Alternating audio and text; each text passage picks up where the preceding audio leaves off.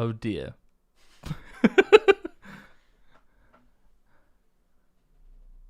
think it's just warming up the hard drive. Yeah. The hamster inside the. You joke, It's but got to make it contact. needs to start spinning before it can get going. Yeah. It needs to achieve traction. Hello, Gliders. Oh, it appears we're live. Hello, Mr. SwiftX. How's it going with you? Oh, it's going all right. I've been worse recently. I've been a lot recently. Oh my god. Yeah. I heard you were baked into a pie. I was actually trapped inside a piano for a bit there, but let's not speak on that. Jeez, again. That's the third time this week. It's only Tuesday. Like you're flying into pianos. It's like Jonah and the whale. Oh my god, it's been so long since we've done this. I'm not used to chat straight, like going crazy like that. That's bad. Have to look at it. That's mental. Thank you. What are we doing today, Gliders? I don't know. I thought you knew. Oh well, let's just do whatever feels appropriate then. All right. Well, I would like to talk about food in Game of Thrones. It's all we've ever done. It's all we ever will do. This is part 4 of our series. Could you imagine if we did anything else? I could never. What would they think It of wouldn't us work. if we did something other We'd than be talk about sellouts. food? I will die for my principles. I will die on the hill of ranking greasy capons until my dying day. Have you kept track of our rankings of this at all? Oh, I thought that was your job. Oh no. Oh no. Actually, it's some crazy people in the audience do that for us. Yeah, Thank you. It really is astounding the amount of effort you get from audience members when you do this sort of thing. I thought I put an unreasonable amount of effort into dragon shenanigans, but some of our audience put us to shame. Indeed. So yes, someone has made a graph, haven't they? Of Yeah. tracking all of the S tier and the F tier foods and exactly doing a statistical analysis, which I think we should present to George Martin. I think go to George Mexico with a chart and go, look at this Go to graph. George Mexico. George Mexico. His name. George R. The RR is for Mexico. It's just George Mexico Martin. You'd think for a writer he'd know how to spell. Well, it's the Mexican R. It's a linguistic quirk of the Huh. Spanish They're having a vowel shift. Fucking hell. Shall we discuss Now that we've established an appropriate tone. It's linguistics jokes from here on in. You know where we're up to, Gliders? We're like halfway through A Feast for Crows. Yeah, I think in our first live stream we finished all of book 1's Yeah. 2 descriptions. In Yeah. our second stream we did like another whole book or something, and then in our previous stream we did about 3 chapters. Is that accurate? I think the first one, we did 2 books. 2 books? Yeah, and the second one we did all of Storm, did we? Oh, my mic is fucked again. Oh, How did we fix that last classic.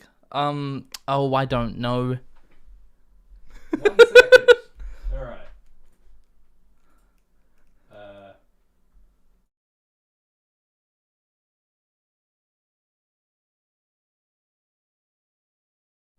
Alright, are we good now? I think we should be good now. Oh, that's a shame. Blame OBS, write them a letter. Yeah, it definitely wasn't consumer oversight. Never. Oh, there are a billion things you have to keep track of when you do these streams. Alright, thank you for telling us about the audio. Yeah. Let us know if there are any more issues. Okay, so we're going to talk about the food descriptions in Cersei 5, A Feast for Crows. Cersei's having a fun time in A Feast for Crows, isn't it's she? the best. She's just, she's going from one catastrophe to another. They hate to see a girl boss winning. They sure do. Famous misogynist George Martin just wants a powerful woman to suffer a downfall. That's it. So what's she eating? Well, it says here, this is describing the rest of a meal, I suppose. So, previous portions of the meal would off-screen, I suppose. Off-screen food. The best. Yum, yum, yum. Delicious. But the rest was hippocras and buttered beets, hot-baked bread, herb-crusted pike, and ribs of wild boar. Cersei had become very fond of boar since Robert's death.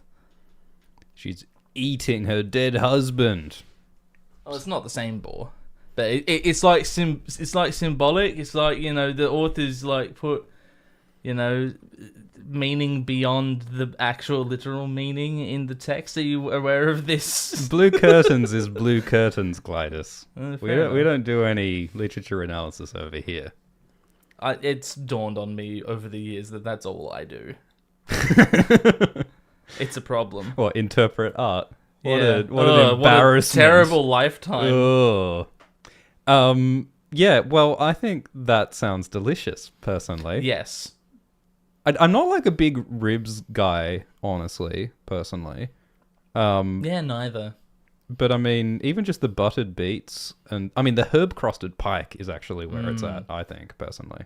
Yeah, that does sound nice. And the bread and the hippocras sounds great. Yeah, I could just eat bread and Fresh wine. bread, spiced wine. Oof. Buttered beets. If you're gonna have beets, that's the way to do them. Especially because Tommen's not gonna eat them. And the wild boar is a choice. I'll be honest, because, you know, domesticated pig does exist.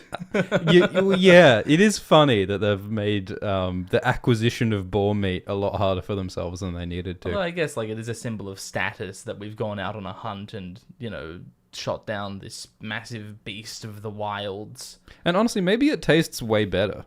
Like, maybe Probably not. boar that's been outside, like, snuffling around for the mushrooms and having a more varied diet versus, like, a pig that's been, like, raised in a pen full of, like, you know, just the same grains all day or whatever. Yeah. Although, you know, maybe they give the pigs, like, the food waste, like all the slops and, like, leftover food bits and stuff. That might give the pig a more varied diet. Yeah. And pigs will eat whatever. Yeah. I wonder, if you fed a pig nothing but fennel, would it taste of anise? Would it have like a licorice flavor when you ate the pig? I would love to eat a licorice pig. Because, you know, there's those varieties of beef that are supposedly, you know, specific tasting because of what they've been fed on their whole lives. Yeah, that sounds pretty delicious. Licorice pig. This non-licorice pig, I think, is an A tier. I wonder why we take so long to do these. I can't imagine why. Yeah, no, this sounds like a wonderful meal. Yeah, my only regret is that I have eaten unbuttered beets in my time. Yeah. What's the point of that? I'm a fool. I will correct that. A tier. A tier. Bang. Bang. Next chapter. Brienne 5. What's going on here? Well, as your helpful notes have stated here, we're traveling with Maribold. What a nice guy. Yeah, lovely fella. He's got a dog, he's got a donkey, and he's got some food to bring about to the poor and the hungry of the Riverlands. There they are. There they go. But before then, Brienne goes and eats some greasy sausages, fried bread, half a cup of wine, a flagon of boiled water, and 2 clean cups. I like the implication. I like the implication that she doesn't want to drink any like nasty river water that's got like corpse water in it, you know? Well, would you? Very sulfurous. Especially in a place. Is the taste what concerns you? Not the corpse juice, but the taste. It tastes like farts, you know? What's that? Farts. Yeah. It's yeah, that's the worst thing about human corpses is that fart taste. Well, it's not the best thing about them. Well, if you had to list the top 10 qualities of a human corpse, well, let's not. That's a different stream. That's a different See stream. you on Halloween, everyone. That's right. I think this sounds not so delicious. Why would you name your institution the Stinking Goose? Yeah, it is not appealing. That does not like invite 5-star reviews on. Apparently, its slatternly proprietor is woke. Oh, So we can't give business to a woke. Shan't be Oh my! attending its premises. Absolutely not. Yeah, no, All these woke inns ruining the the Riverland. make Westeros unwoke again. That's George's message. They wouldn't use pronouns at the clanking dragon now, would they? The woke goose. I'm giving this a C. Yeah, well, I mean, it's fine. Like, nothing here is offensive, so C, I think, works. I think it's just the context. I think it's just the implications of, like, the stinking goose and the slatternly proprietor and the boiled Greasy water. sausage. And it's C tier. Meanwhile, Septon Meribald, the food that he's carrying on his donkey include seeds and nuts and dried fruit, oaten porridge, flour, barley bread, 3 wheels of yellow cheese from the Inn by the Fool's Gate, salt cod for me, salt mutton for dog, and salt. And onions and carrots and turnips and 2 sacks of beans and 4 of barley and 9 of oranges. He's got a weakness for the orange. He likes Yum. oranges. Yeah, I like how this is his little indulgence. Like, Yeah. he's a holy man, but he... You know, sometimes I do test my faith with the odd citrus. My greatest sin, vitamin C. No, vitamin C is accessible from such starchy vegetables as white potatoes. Is that so? Yeah. Oh my goodness. Very small amounts. But it's there. How many potatoes would I have to eat to keep my gums? You won't get scurvy if all you eat is potatoes. Well, I'll take that as medical advice. And so will all of our audience. You'll get something else. Sure will. It's kind of a lot going on here, isn't it? It's not really a meal, it's more of a list of resources. True. I don't want to eat 3 entire wheels of yellow cheese, No, personally. yes, this doesn't sound like something you'd go through in a single sitting. Perhaps over the course of one epic gaming session, however. You know, you're sitting in your gamer chair for 4 Absolutely. whole days. Wash this You've down gone through with 3 some- wheels of cheese. That is a mukbang that I would pay to watch. Okay. I just want to see someone like rocking Counter-Strike with an entire wheel of cheese in each hand, just like up in that APM. I am sure that exists on YouTube.com. I want to see a lactose intolerant person versus I- 3 wheels of yellow cheese. Whoever leaves the stream first is the loser. Only one can leave. It'd be one of those like Mr. Beast, first person to leave the car dies. Are we awarding a CSGO trophy to a wheel of cheese, are we now? Well, yeah, the only real winner in this situation is the cheese. C tier. I like how the dog gets salt mutton. Yeah. I mean, it shows that he loves his dog. He's caring for it. Yeah. Yeah, mutton. The reason why Septon Meribald is so lovely is that he's not a total like hard ass like fanatical individual who's totally like intense about all the rules all the time. He's someone who like admits that I am like a bit human and I actually like sort of like things and indulge in things, and it's not about like pretending to be perfect, Whereas like I think the High Septon, I feel a bit suspicious of the High Septon, like because he pretends to be above so much. He pretends to be such a hardliner, and it's like I think maybe that's why there are theories about the High Sparrow, because it's like, is this guy really what he seems to be? Because so many other characters in this story who present themselves as being like unimpeachable actually are motivated by self-interest. That's crazy. Yeah, I think Maribald is like the mirror in that sense, that he's what George sees as the good sort of religion, Yeah, in comparison to all those corrupt High Septons. Yeah, the motivating force that exists in regular people that spurns them on to help their fellow man. Isn't that wonderful? Yeah. What a great fella. Yeah. And a dog. And a donkey. And 3 wheels of cheese. I something that I wish like they didn't remove from the TV show was Davos's relationship with religion. Like in the books, Davos has a vision that he thinks is from the mother, from the Faith of the Seven. Like people say, oh, like the Faith of the Seven has no miracles and no power in the books, but like Davos does try to kill Melisandre largely because he thinks he hears the voice of the Seven, the god, the mother, and that like motivates him to do stuff. And like we definitely get more like positive coverage of the Faith of the Seven in the books that we don't get in the show. Yeah. Are there any religions that are depicted positively at all in the show? I guess like the old gods sort of get a bit of a good shout at times. The old gods seem less evil in the TV show than they do in the books. Oh, a lot less evil. Yeah.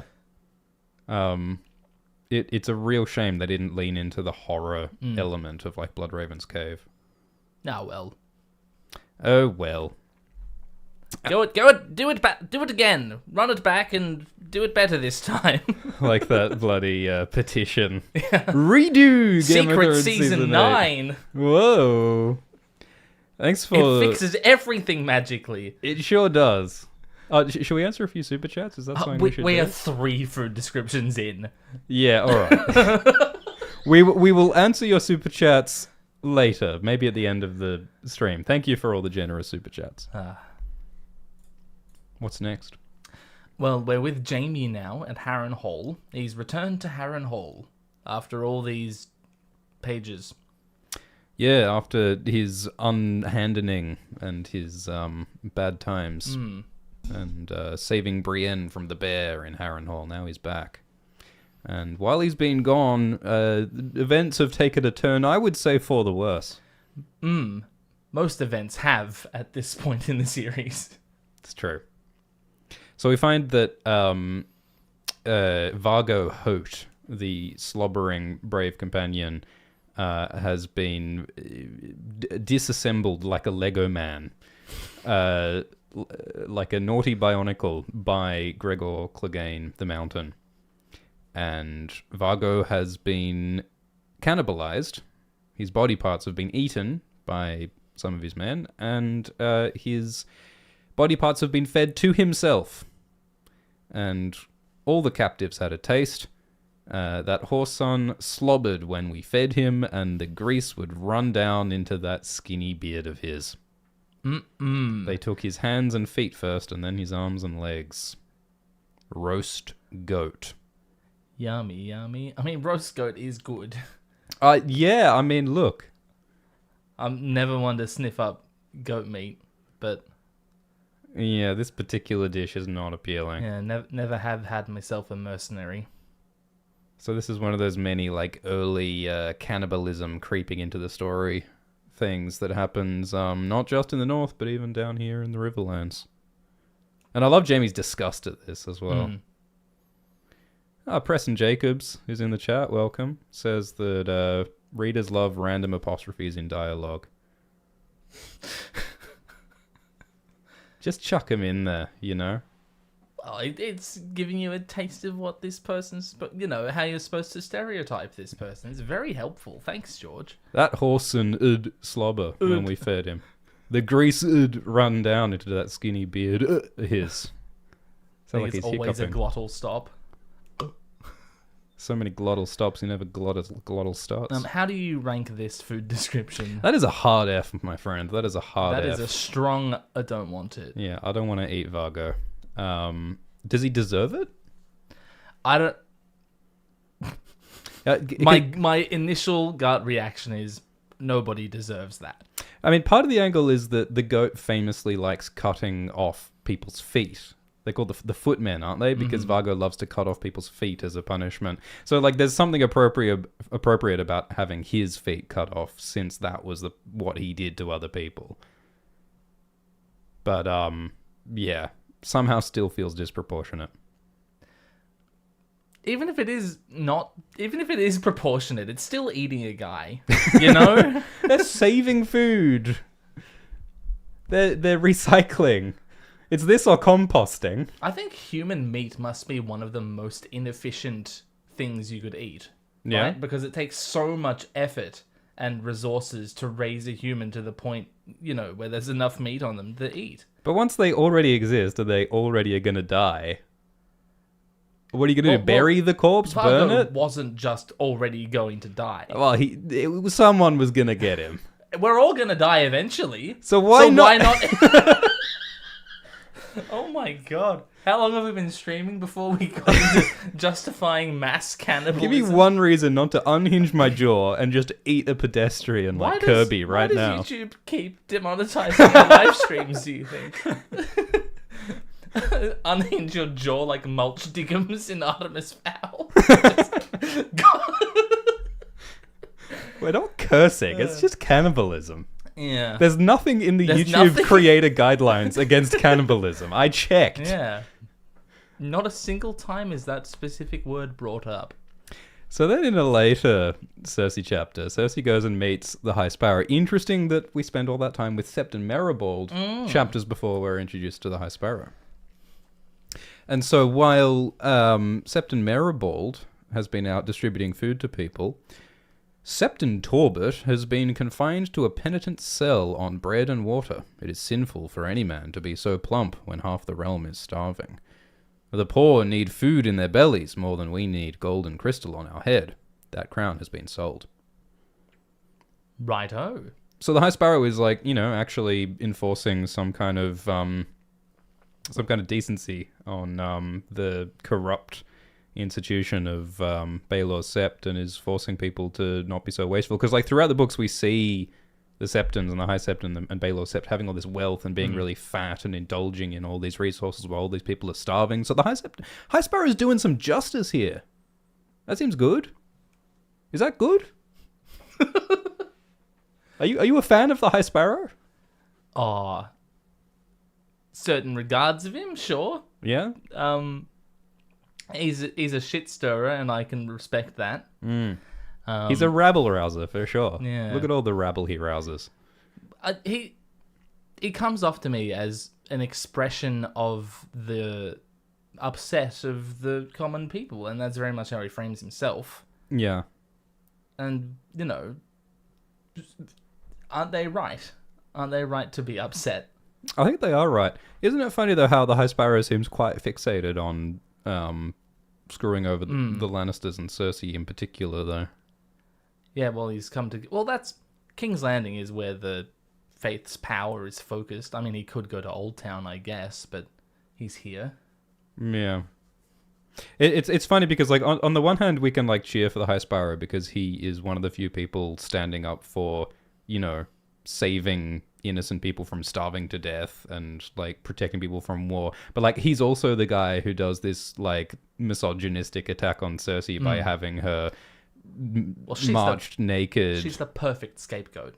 She is the perfect scapegoat, but like he definitely sort of like weaponizes the values of the faith in terms of like you shouldn't be sleeping around, like because like it's like the unfairness of like we see so many of the men in this world who can have sex with whoever they want and then like the women can't. And there's like an injustice in that, in how Cersei's punished so harshly for what men do freely. So it's like some of these values are like, absolutely, yeah, feed the poor. But some of them are like, like, is this right? Maybe let's not moralize on the behavior of women differently to the behavior of oh no, the discussion's going in a direction. I know. But like Cersei's evil and deserves punishment, but like having sex with a kettle black is not her greatest crime. That is a bit further down the list. But I guess it's a bit like it's like those, who's that real life gangster who Al Capone. Yeah, Al Capone. They locked him up on tax evasion, So it's like I guess like Cersei, they're locking her up on the thing that they can prove because they can't prove the other stuff maybe. You know? Does the High Sparrow care that she had Robert killed? Yeah, I don't know. Does he know? Would he care? Yeah, I don't know. I mean, the High Sparrow might be one of those guys who was like, man, Robert was great. King Robert was such a cool guy. The vibes-based king. The vibes-based king. Maybe the High Sparrow was a secret Targaryen loyalist. The party king. That must be it. He's actually a descendant of Aerion Brightflame. I could somehow. See that. I could see that. The High Bright Flame. Yeah. Do you think that the High Sparrow will make friends with young Griff? Well, yeah, it's all coming together because Aerion thought that by drinking wildfire he would become a dragon. In fact, he became a small woodland bird. And he's just... he walked into a sparrow when he died. I was flying past the window when he drank wildfire And then he his stomach walked exploded. from a sparrow into a holy man? Well, no, that sparrow had, a century of descendants. And then the sparrow actually walked into a man, yeah. And that man was Howland Reed. Who then became the High Sparrow. Yeah. I think that's unassailable logic. Theory confirmed. Good. So We cracked the code. how would you rank Bread and bread water. and water in a penitent's cell? D or possibly E. Honestly, it depends on the bread. Like, if this is like some nice fresh baked German type stuff, I'm down. Penitence. Look, we're in a medieval, like, London analog, aren't we?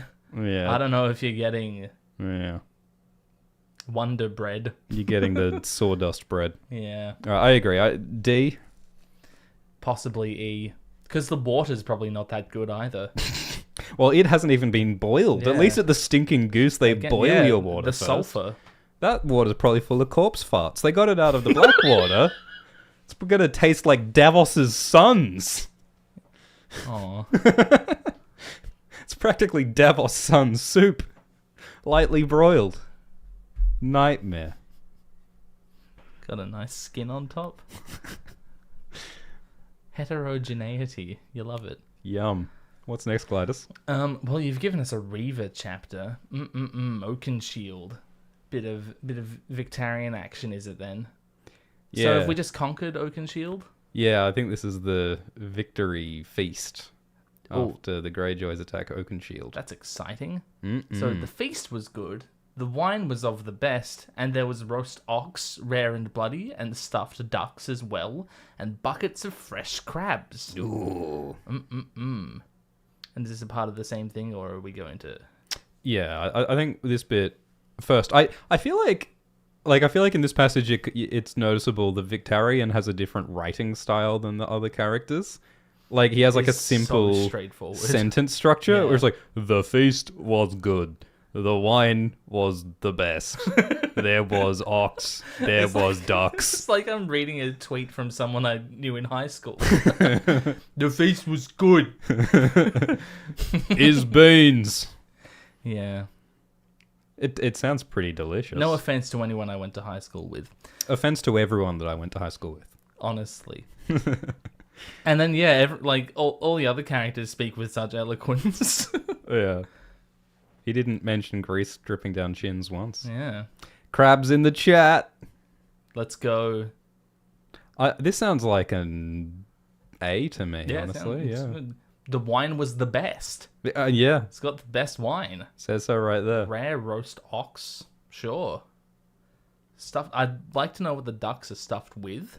Other ducks. The crabs. Ooh, crab stuffed duck. Is it a Simpsons joke where someone orders their best dish stuffed with their second best dish? As, certainly, lobster stuffed with tacos. Sounds fantastic. It could be a lobster taco for all we know. And so then Euron comes along and brags because that's what he does.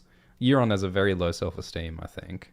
Yeah, he really needs to hype himself up because otherwise he just falls apart inside. He's my little baby girl. He sure is. He captured a certain Gallias out of Carth, along with some cloves and nutmeg, and 40 bolts of green silk, and 4 warlocks who told a curious tale. One presumed to threaten me, so I killed him, and fed him to the other 3.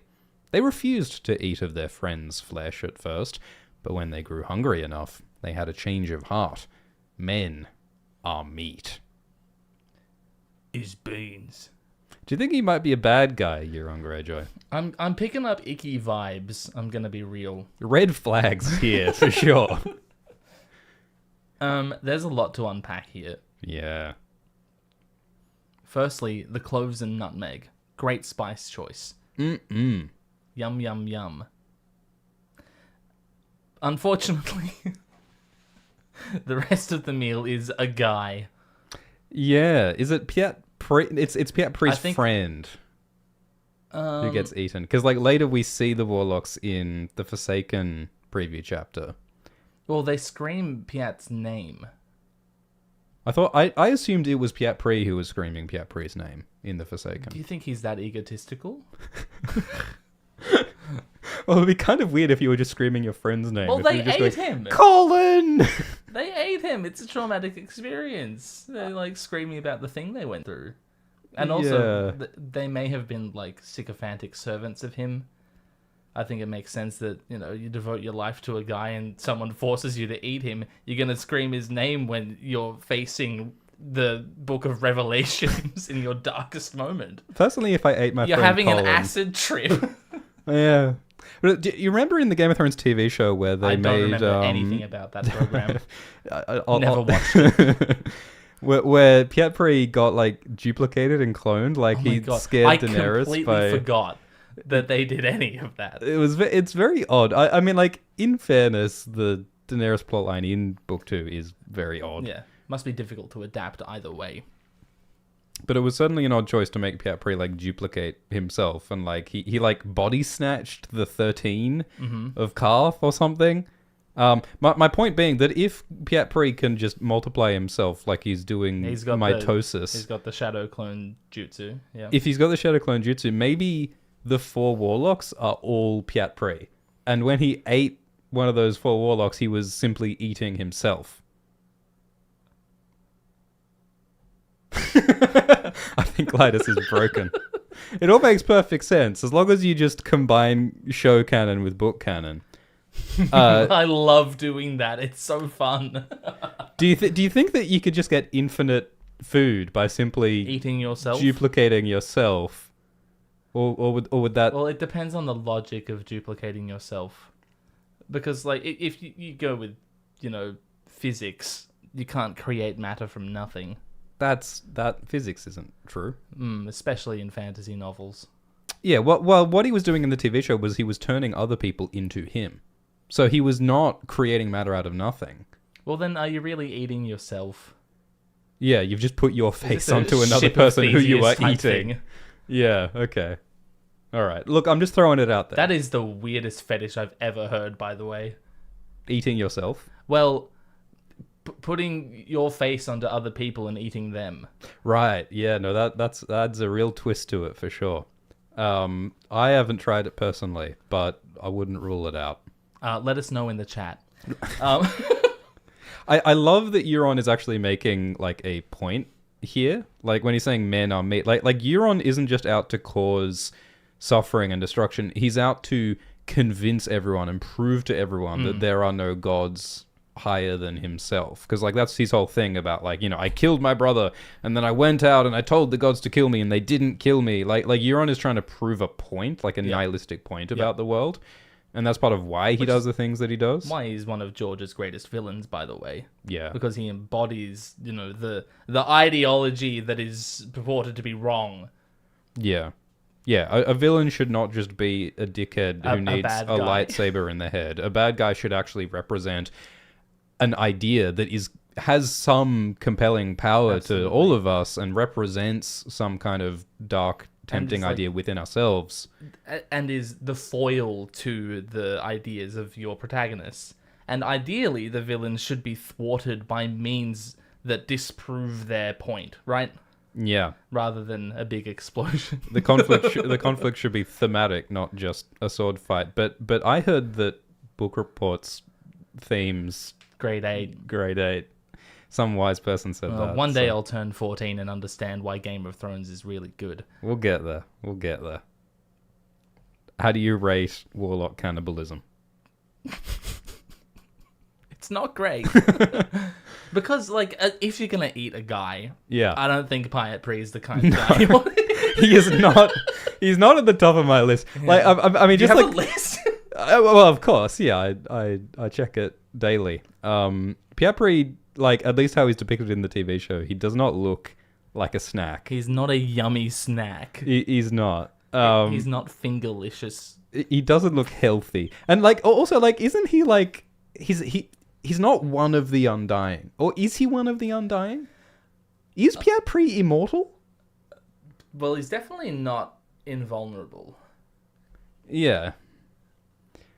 I don't know if he's one of the Undying, or if he's like a servant of the Undying. What does Undying... Like, are the Undying actually undying? Well, they're very old, and they're not dead when Daenerys finds them. So's the US Congress. A bunch of ancient That's the real House fossilized. of the Undying. Yeah, with the heart in the center. Someone needs to make a Photoshop of that. Ask Mid-Journey. Yeah. Oh my goodness. I would not eat Pierre Prey. If you did have to eat F tier, by the way. F tier, I agree. F tier. If you did have to eat a character from A Song of Ice and Fire, Sam. who would you? Yeah. Okay. Yeah, I see that. Wyman Manderley, maybe. But yeah, no, good choice. He's at the top of my list as well. Wyman Manderley it's kind of like the old hen because he's rather old at this point. Yeah. I don't know if his meat would be that good. Whereas Sam is young and fat. Yeah. No, that's wise. I feel like if you ate Sam, he would not like hate you that much for it as well. He'd like, get it. I feel like if you were like, Sam, I'm sorry, but I'm really hungry. Actually, you know who would be the most understanding if you ate him? Who? Dolores Ed. He would. He Like, would have like that scans, that checks out. 5 different puns ready to go. He's got a lot of material. Yeah, he's been preparing for this. I still love his joke about how like he found his friend dead in a barrel of wine, and so and the corpse did not improve the taste of the vintage, and it's like, you drank the wine, and it's like, well, you'd need a drink too if you found your friend dead in a wine barrel. God, he's a comedian. Who's the funniest character in A Song of Ice and Fire? Stannis. Okay. Yep. He's got a lot of one-liners. just brutal, savage. Yeah. Stannis, Ed. Someone in the live chat says, "Would you eat Mitch McConnell?" That's Pierre Prey right there. All right. Next chapter. Jaime is continuing his travels through the Riverlands. He arrives in Darry. He has a chat with Lancel. Stupid name. Lancel marries Gatehouse Amy. Is that what happens? Mm-hmm. Yeah. Is this after he's decided to divorce her and run away and join the circus? Yeah, I think he might say as much to Jaime. Poor soon. Amy, by the way. Yeah, well, I mean, is it that bad for Amy? I mean, she gets... True. She gets a castle out of it, doesn't she? If she happened to like Lancel, then, you know. I can't... Although no. I don't imagine that she does like Lancel. But I feel like at least her material conditions might improve a lot as a result of marrying Lancel. Yeah. But then they're just going to find another husband for her, aren't they? Yeah, I suppose that's true. And like the Lannisters are not exactly who you want to be married to necessarily. They might dispose of Amy in some unpleasant way for all they know. If you're going to be married to any Lannister, Lancel's probably a good bet. What about Tyrek? I heard he's... Do we have to? All right. So Jaime eats. He tears off chunks of bread with his left hand, and he fumbles at his wine cup with his right golden hand. That's so funny. He watches Stefan Swift refight the battle for King's Landing with bread and nuts and carrots. That's adorable. I would pay to watch that. Like, are the carrots ships and the nuts men? Surely the bread is the ship. I imagine the bread like Trencher being like the battlefield. Okay. And when do you eat? Is that when like a lot of people die? You take a... Yeah, when Tyrion, Yeah, when they explode. Eat the roast nuts. The serving men were bringing out the fish course, a river pike baked in a crust of herbs and crushed nuts. Hey, that's what we had earlier. George is repeating himself. He must have had fish twice. in these 1,000 different food descriptions, he has the same food twice. Outrageous. Can't believe you do this. How do you rate the river pike? We liked it before. I think it still sounds great. Is that an A? Yeah. I reckon that's an A. Yeah. The nuts as well. Nuts for texture. Good time. A. Lady Amaray. Amaray? Amaray. It's always been Amory in my head. Is she related to Amory Lorch? Yes. There's a theory for you. But give me a moment to think about how. Something about warging a scorpion. Would you leave us? There's venison to come, and capons stuffed with leeks and mushrooms. That sounds pretty great. That sounds great. Yeah. A. Yeah, easy. The sparrows had gathered around a dozen cook fires to warm their hands against the chill of dusk and watch fat sausages spit and sizzle above the flames. There had to be 100 of them. Useless mouths. Jamie wondered how many sausages his cousin had laid by and how he intended to feed the sparrows once they were gone. They will be eating rats by winter, unless they can get a harvest in. This late in autumn, the chances of another harvest were not good. Grim. Grim. Eating rats in winter, how do you rank that? Or not as fun as eating one in summer, I'll give you that. The rats are fatter in summer, tastier in summer, so yeah, I think that's an F. And they just have more of a livacious feeling to them. Is livaciousness what you're looking for in a meal? In a rat, yes. I like that last line there. Faith is like porridge, better with milk and honey. What's next? We're on the quiet isle, are we? The quiet isle. The quiet isle. We're on the quiet isle. So I imagine we've arrived at the monastery there now. I believe so. Their supper in the septry was as strange a meal as Brienne had ever eaten, though not at all unpleasant. The food was plain but very good. There were loaves of crusty bread, still warm from the ovens, crocks of fresh churned butter, honey from the septry's hives, and a thick stew of crabs, mussels, and at least 3 different kinds of fish. Oof. Septon Maribald and Sir Hyle drank the mead the brothers made and pronounced it excellent, while she and Podrick contented themselves with more sweet cider. Nor was the meal a somber one. That sounds great. Yeah, that sounds That's fantastic. wonderful. What a great experience. They're not sharing all of the good food with the poor and hungry, are they? Well, this is what they produce on their ground. Like, it's harder to get fresh honey to... Although honey doesn't spoil, so I guess it's a good one to get out there if you just... Here, have some empty carbs. That's what they need. What do you think is the alcohol content of the sweet cider versus the Brothers Mead?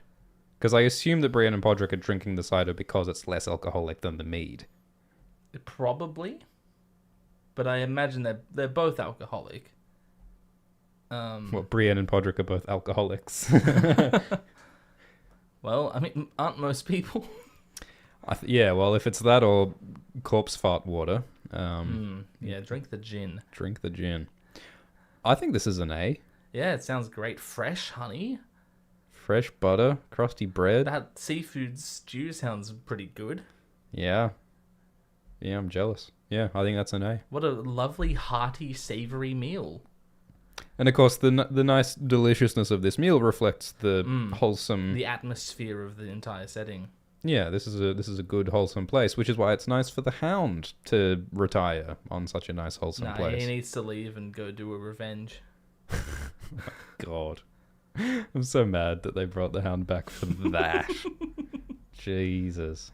No, they brought him back to stare at a fireplace and do nothing. That was extremely weird when the Hound, just apropos of nothing, gained the ability to see the future in the fires. Like, remember when Melisandre explains, it takes years of training to be able to see visions in the fires. Turns out Sandor Clegane, he's like the green seer of R'hllor. And he saw the arrow-shaped Google mountain, Images mountain, yeah. that lured them to get Viserion the dragon captured by the Night King. Yeah, so like that was actually a vision from the Night King or time traveling Bran or present Bran or Dave and Dan themselves. Brian Cogman appeared before Sandor Clegane. I actually haven't heard that. That's actually a good idea, specifically that present Bran gave the Hound a vision of the mountain because Bran needed things to proceed in a certain way so that he could become for some reason king. the Brotherhood Without Banners were just hanging out in the Riverlands still at the start of season 7. It's just so frustrating. It's just like just seeing all the ways that it could have been made better. and they just stubbornly didn't. It's like a land. It's like they went through a minefield and they managed to land on. They stepped on all the mines. They avoided all of the. Well, it's easy to say that in hindsight. There are probably a lot of mines they didn't step on, but they did step on a lot of. They mines. stepped on an impressive number of mines. Yes, like they unnecessarily zigzagged so as to cover more ground. They made it look like they were trying. Yeah. That's all I'm saying. Oh, Bran. Great meal, 80. Great meal. Cersei 7. We're getting on now. Cersei says, bring bread and cheese and a meat pie and some apples and wine. We have a thirst. So, like, part of the context, like there's that bit where Cersei's like, oh, my dresses have shrunk. My dresses don't fit anymore. It must be those damned washerwomen.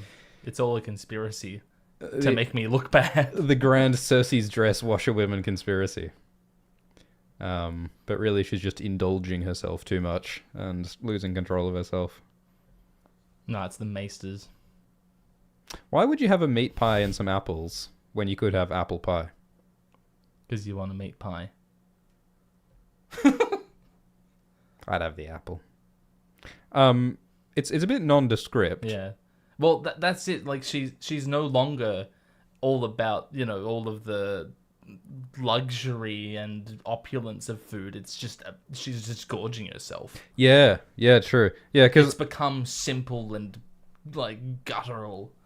Yeah, it's like an unhealthy relationship with food as opposed to like actually enjoying the specifics of it. Like Tyrion does that a lot. Tyrion really like appreciates the qualities of the food, Whereas Cersei is just like, gimme all the food.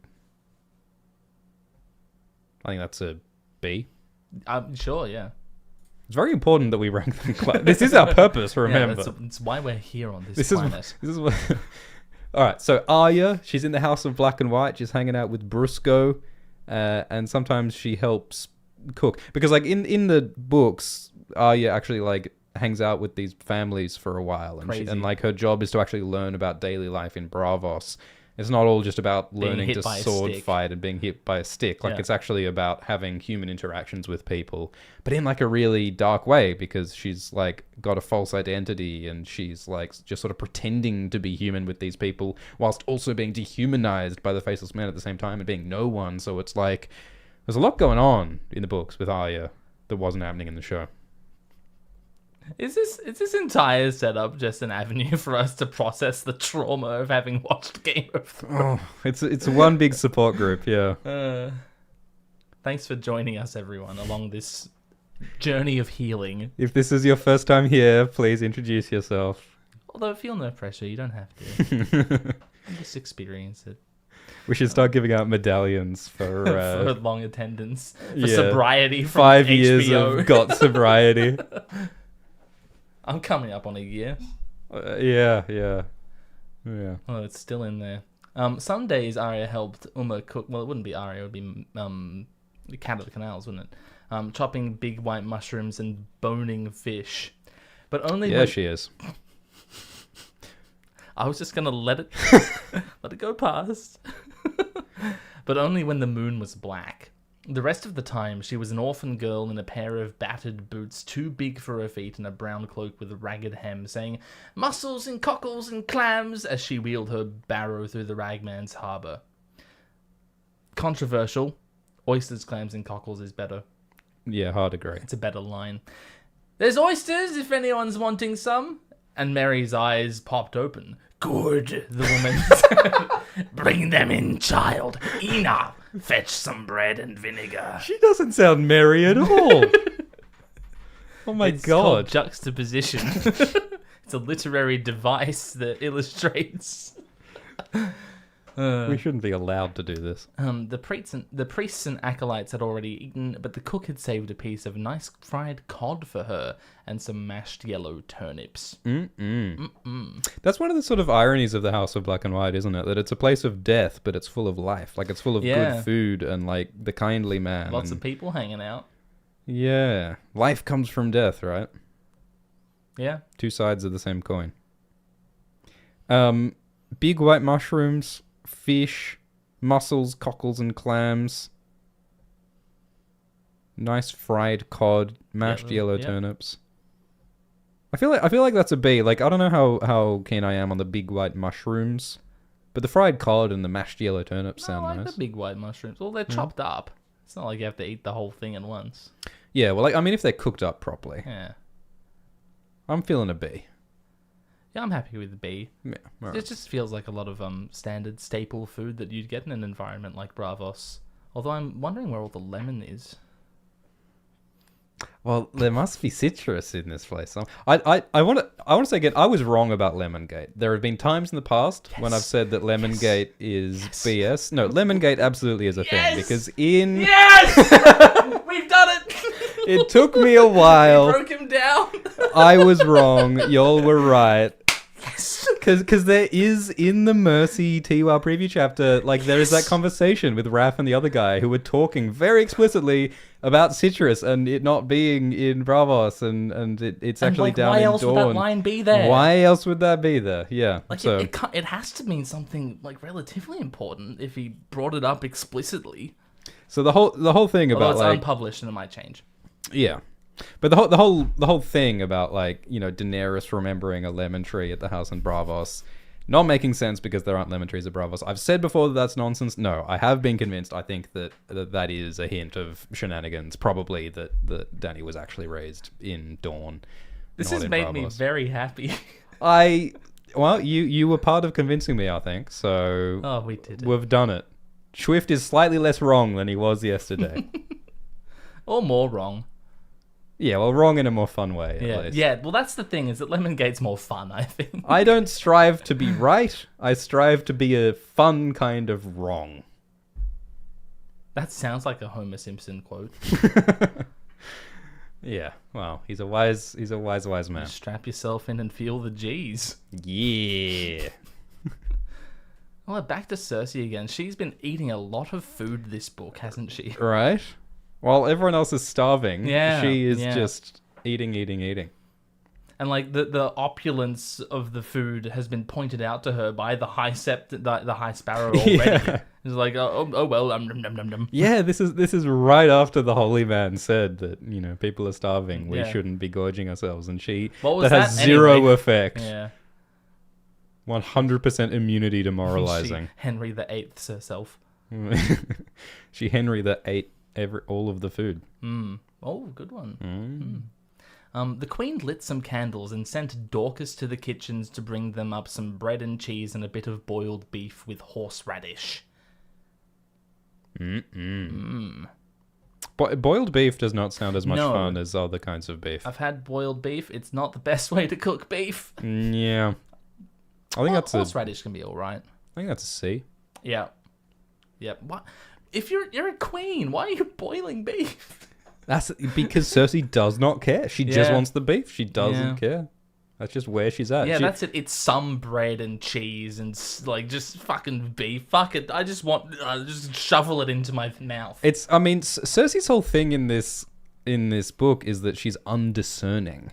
Like she just look at her small council. Bloody Harris Swift, Aurane Orton Waters. Merryweather, Aurane Waters, Taina Merryweather as her friend. Like she's just bringing in all these randos just to fill the seats. She's not Yeah. making good choices, and it's the same with her eating. She's just eating any old thing Whereas, without like, being discerning about it. Tywin's small council was like very considered and political.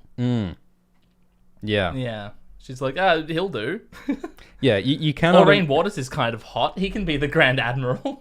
You cannot imagine Tywin, because Tywin's father Tytos, his heart burst when he was going up steps. Don't they mention that Tytos got kind of fat because, like, in his later age, and that's part of why his heart burst while he was going upstairs? I don't recall that specifically, but you're probably right. Yeah, I'm not 100% sure if that's true, but I think there may be a mention of Tytos gaining weight, and I feel like that might be a deliberate parallel to Cersei. I've said it, we've said it before, but like the way George Martin uses fatness as a like character thing in A Song of Ice and Fire is interesting because like sometimes you got like Illyrio and Wyman who were these incredibly intelligent, powerful dudes who were also super indulgent and fat, and like other times Sort of evil. and sort of evil. And so like I think sometimes George associates fatness with like intelligence and evil, but sometimes it's associated with just like lack of self-control. I wonder and if weakness. this is tied up in his image of himself. Yeah. But then the like hero of the story, Sam Tarly, is a massive fat ass. Yeah. And he's noble in the most appreciable way. Yeah, that's true. Yeah. He's got his evil fat characters, but he's also got his very, very good-hearted fat characters. And yeah, of course, George Martin has said that Sam Tarly is the character that he feels most similar to. So that's good to know about the fat pink masked scene. Oh boy. Then Cersei has a dream of Maggie the Frog and the Valancourt prophecy. I think this is where the Valancourt prophecy is finally revealed. Which again, like, you sort of forget it after you've read the book a bunch of times. But George Martin does this frustrating thing, this very deliberate thing, where he talks constantly about some crucially important plot point, but he doesn't explain what he's talking about until halfway through the book later. Which Dune does as well, incidentally. Well, it's a pretty useful literary device, but it's a little frustrating as a reader, yeah. It's a way of like keeping you in suspense, wanting to get the context. Because if you knew from the start, it'd be kind of boring. Yeah. It can be. I think it does put off some readers though, like first readers who just get a bit confused. Because like stuff like not telling us that Reek is Theon and Reek is Ramsay, stuff like that, and not telling us what the Valancourt thing is, and there's a lot that they don't tell you that you've got to like persist and find out later. It definitely makes the reread more appealing. Yeah. It's a trick to get you to read the books again. So that you can appreciate past text with the context of future text. George knows that we read the same book again. Like, we don't need to buy the book again to read it again. Imagine how much money he would make. Money. Imagine how much more money he would make if you had to buy the book again to read the book again. I shouldn't even say that out loud. If Jeff Bezos hears that, he's gonna make a new kind of ebook that you need deletes to close itself. your fucking mouth and tell us what the food in the Maggie the Frog dream was like. The worst businessmen in the world are so excited right now. All right, yes. The inside of the tent was full of smells. Cinnamon and nutmeg, pepper, red and white and black, almond milk and onions, cloves and lemongrass and precious saffron, and stranger spices, rarer still. Oh, that sounds so good. Ooh. It's not even food, but I would huff eat all that of it. air. Give me a line of those strange spices. My God. I'm into it. And this is George using smells and food as magic, right? Yeah. He loves his luscious, vivid description of colorful sensory stimulation. Do you think that's also... you must have seen that live stream that those two guys did yesterday. The other guy. Which guys? Aziz from History of Westeros. I love Aziz. Yeah, we love Aziz. Yeah. And that fucking elitist scum. Him? Alt-Shift-X. The devious impersonator. Ugh, what a tosser. What a wanker. Outrageous. They had this stream about how Dune and Ice and Fire are, in many ways reflective because George, you know what you know, and he knows science fiction. Do you think that the evoking magic with smell and flavor and spice specifically is, sort of a... Maybe not even an intentional subtle nod, but it's just there because of Dune. Yeah, I don't know. I mean, like, it does remind me of the descriptions of, like, in Dune when people taste the spice and it tastes like different flavors. Yeah, there's, like, so many dimensions to it. And like everything else in Dune, Frank sort of changes his mind and retcons himself and isn't always consistent about that particular detail. But the idea of, like, tasting it and tasting all these different flavors and it tasting different to different people, that I think is very, very deliberately similar to Bran eating the Jojen paste and Euron eating the Shade of the Evening and all the different tastes and flavors. So, like, magic is like a kaleidoscopic array of sensorial... It's psychedelic. Yeah, I guess it's drugs, I guess, is what they're going for. Magic and drugs are intertwined in Asswife and in... Real life. Dune. Um, hey. This is an S tier room of smells. Smell review next. Ranking every smell in a Song of God, Ice I and so Fire. wish we had Professor Farnsworth's smelloscope. Have you been watching the new Futurama? I have Been keeping up? watched most of it. My reaction is very mixed with each episode, I Yeah? feel. Wait, what- I've largely enjoyed it. That might be nostalgia goggles, though. has Farnsworth made nostalgia goggles yet next to his smelloscope? The first episode was a bit shaky. I really liked the second one. I did not expect to, see that plotline come full circle with Kif's children. Yeah, that That was was fun. really cool. Yeah, I enjoyed that. I really liked the conceit of the Bitcoin mining town as Yeah, like that this was frontier hilarious. town where they're mining crypto. It's like a And they did a Wild West parody. It's fucking great. yeah. I thought that was clever and fun. I feel like I don't know if it's just like I feel like there's been a lot of slapstick sort of people getting hit with stuff jokes in this season of Futurama. I think that's always been in Futurama. Has that always been in Futurama? Yeah. Yeah. Maybe I just don't remember it being like that. Ice and Fire food descriptions. Yeah. Fried eggs, fried bread, bacon, some bloody oranges. Bloody oranges come from dawn. And her son was attended by his kittens. Aww. That sounds fantastic. I will eat the eggs, bread, bacon, oranges, and the It kittens almost too. sounds like that Monty Python sketch. The Which spam one. Spam beans, spam bacon, and spam. I need to rewatch some Monty Python. Oh, it's a classic. I reckon that's an A. Yeah, it sounds like that's a full English. We've got a different kind of food. This is the half English. So Sam is on his way south towards Old Town, and Aemon Targaryen has tragically died, and they have preserved the corpse of Aemon Targaryen by stuffing him inside a cask of blackberry rum to preserve the corpse until the ship reached Old Town. Mm-hmm. Glidus, would you like to eat the corpse of an 101-year-old man soaked in blackberry rum? You know where I'm gonna go with this. It's like the rum ham. Oh, it is like the rum ham. It's Always Sunny. Yeah. And Because they're out at sea. They actually ate that. Did they? Yeah, Danny DeVito and Charlie Day ate some of the rum ham, and it was described as the worst fucking thing ever. Was it properly cooked? I don't know. Jeez. For those who don't know, there's an episode of It's Always Sunny where they soak a ham in rum and planning to eat it out at sea. And yeah, it's very similar to this. It sounds absolutely terrible. Like, this is F tier cannibalism. Like, if you accept that you're doing cannibalism, F tier. We honestly could do a cannibalism ranking Yikes. in A Song of Ice and Fire, and it would be a 3-hour stream. There's so much. We haven't even gone to all the cannibalism yet. Aren't they all? Yeah, look, I'm going to give it an E because the black... Well, no, hang on one minute.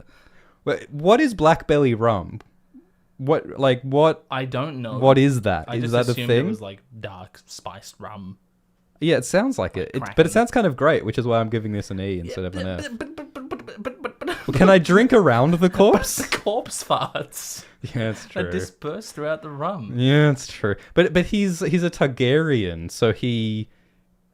Doesn't that mean it'll be even more sulfurous? It's a volcanic. Oh, yeah, he might be more sulfurous. But, well, that'll just give like a nice ashy no. taste to the rum. No. Old Targaryens man corpse. don't get sick Yeah, yes, they fucking do, though, don't as they? much.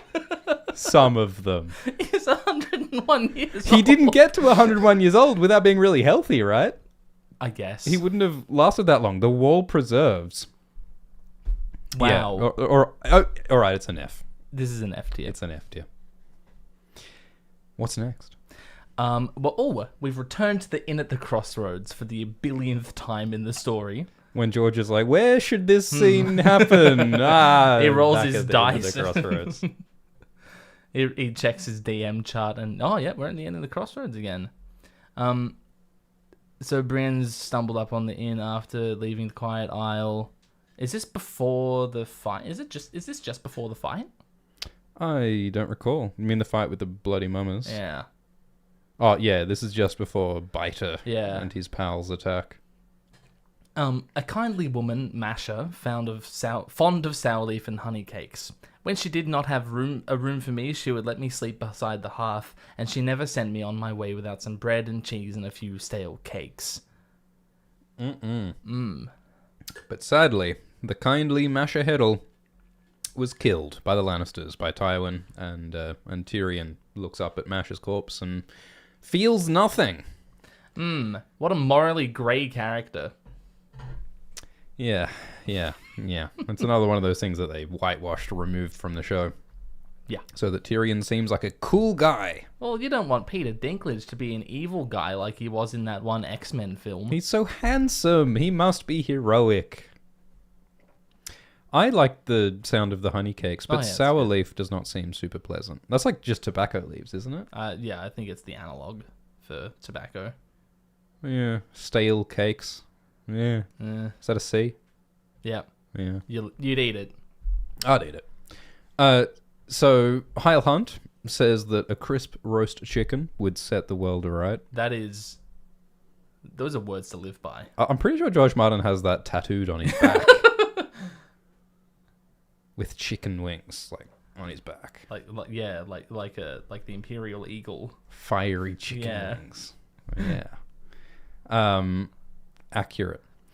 And Maribald brings some food because there's all these like orphan kids at the Inn at the Crossroads now. And you know, seeing the degradation of the Inn at the Crossroads book by book is another one of those sort of symbols of the degradation of Westeros as a whole.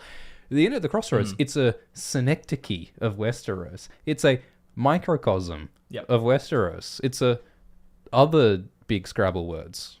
It's it's an indication of what's going on everywhere. You know what country, not that you can play proper nouns in Scrabble, but which country would have the best Scrabble score?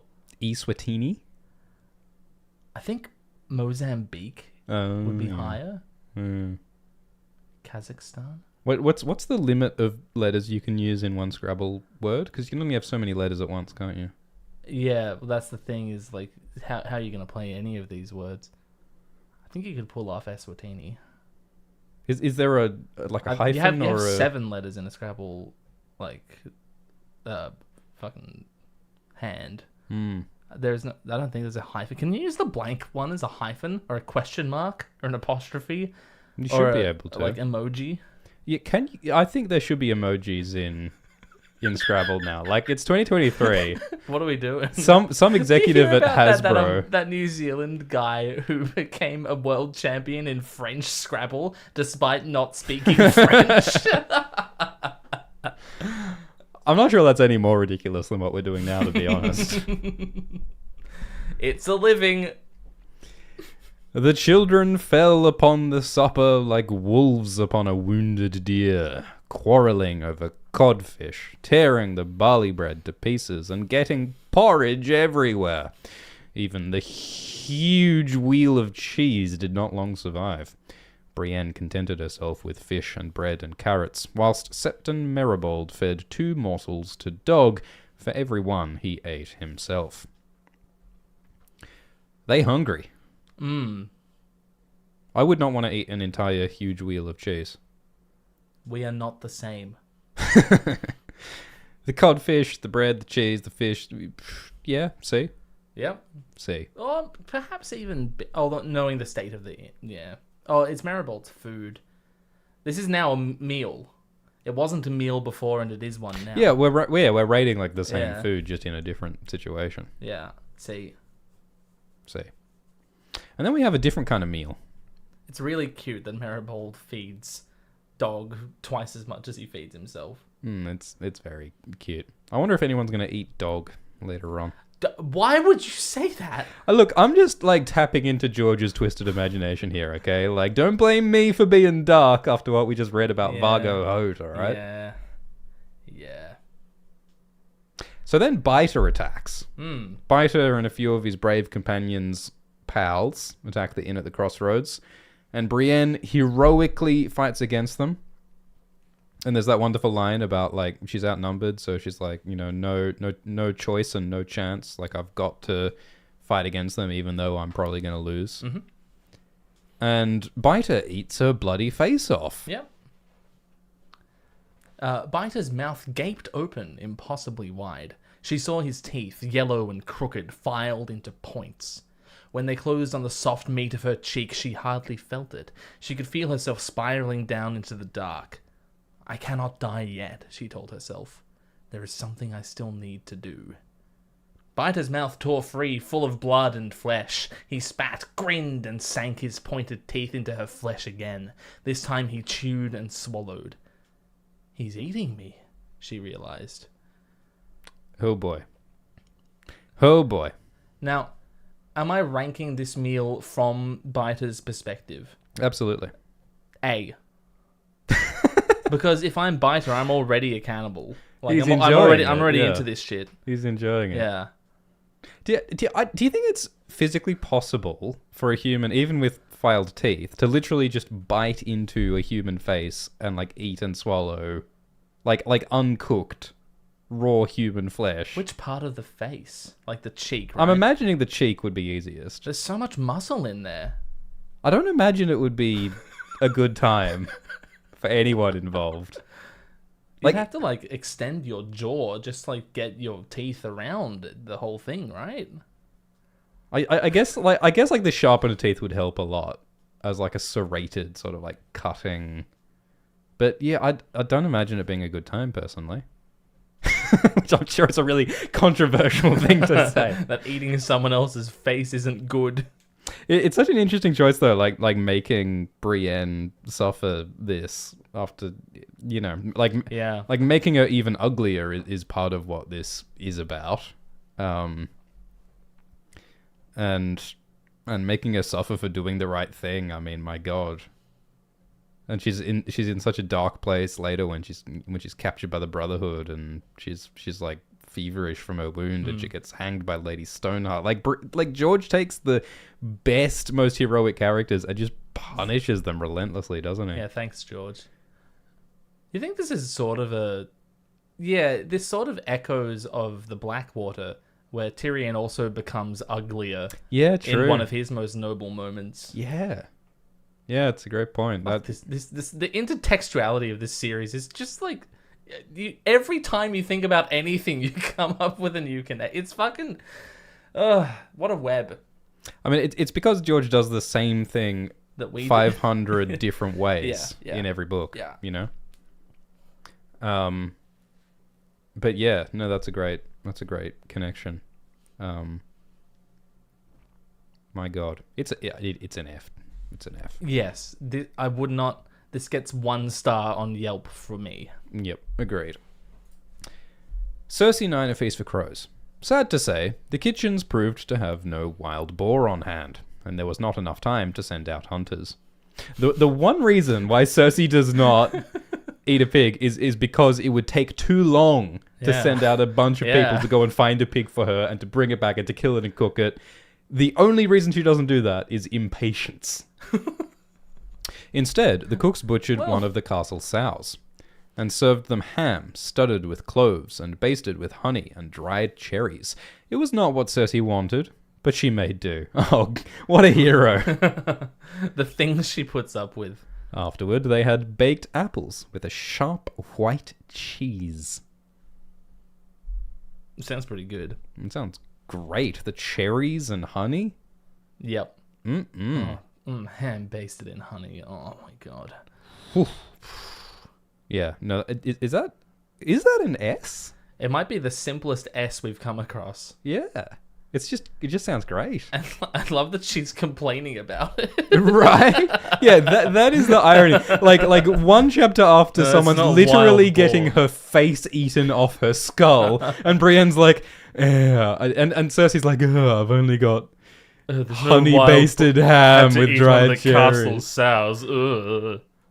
Yeah, I think part of what George is doing in this arc is like making Cersei the worst person in the world, but then making her suffer with her walk of shame and stuff, and it's bad enough that it makes you feel a little bit sorry for Cersei, despite how horrible she is. You know, that's what George is constantly doing. Yeah, earlier you asked, does Vargo Hoat deserve to be, fed bits of himself? Yeah. Does anyone deserve any of this? Does Cersei deserve what she went through?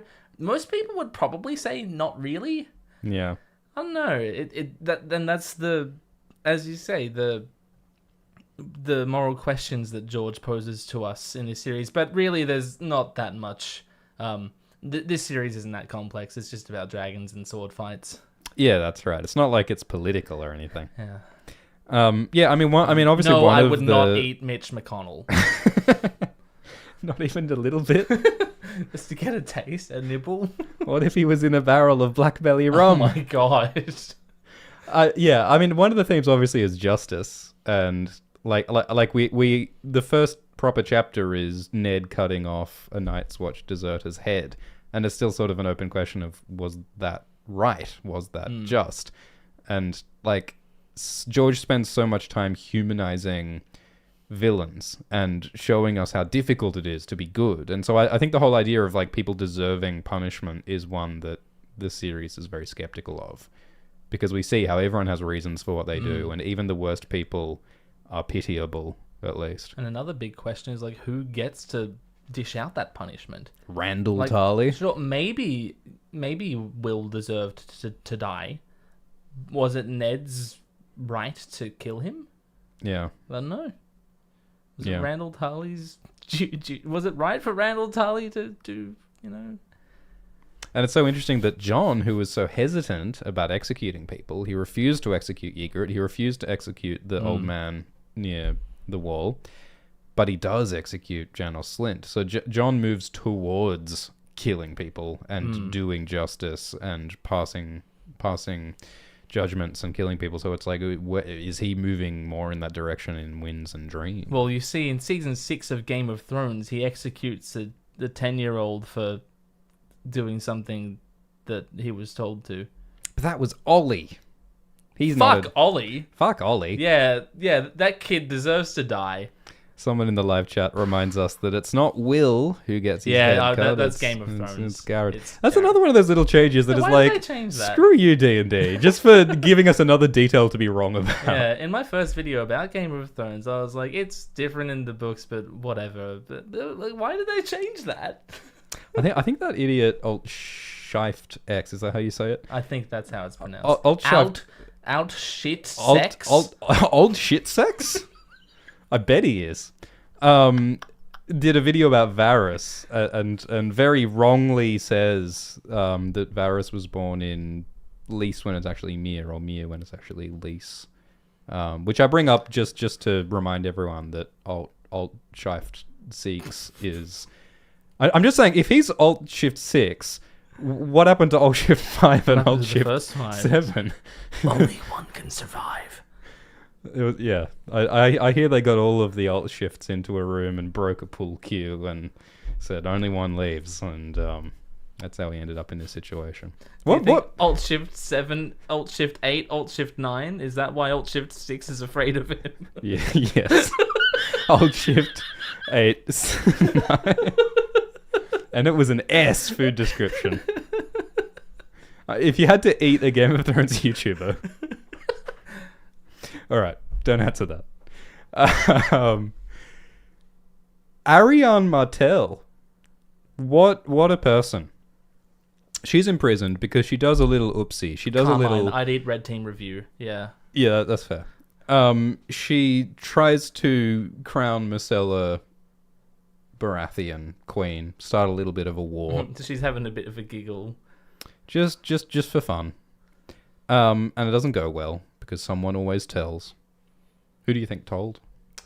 Oh, that question would take way too long to answer. Bloodraven. Yeah, it was Bran.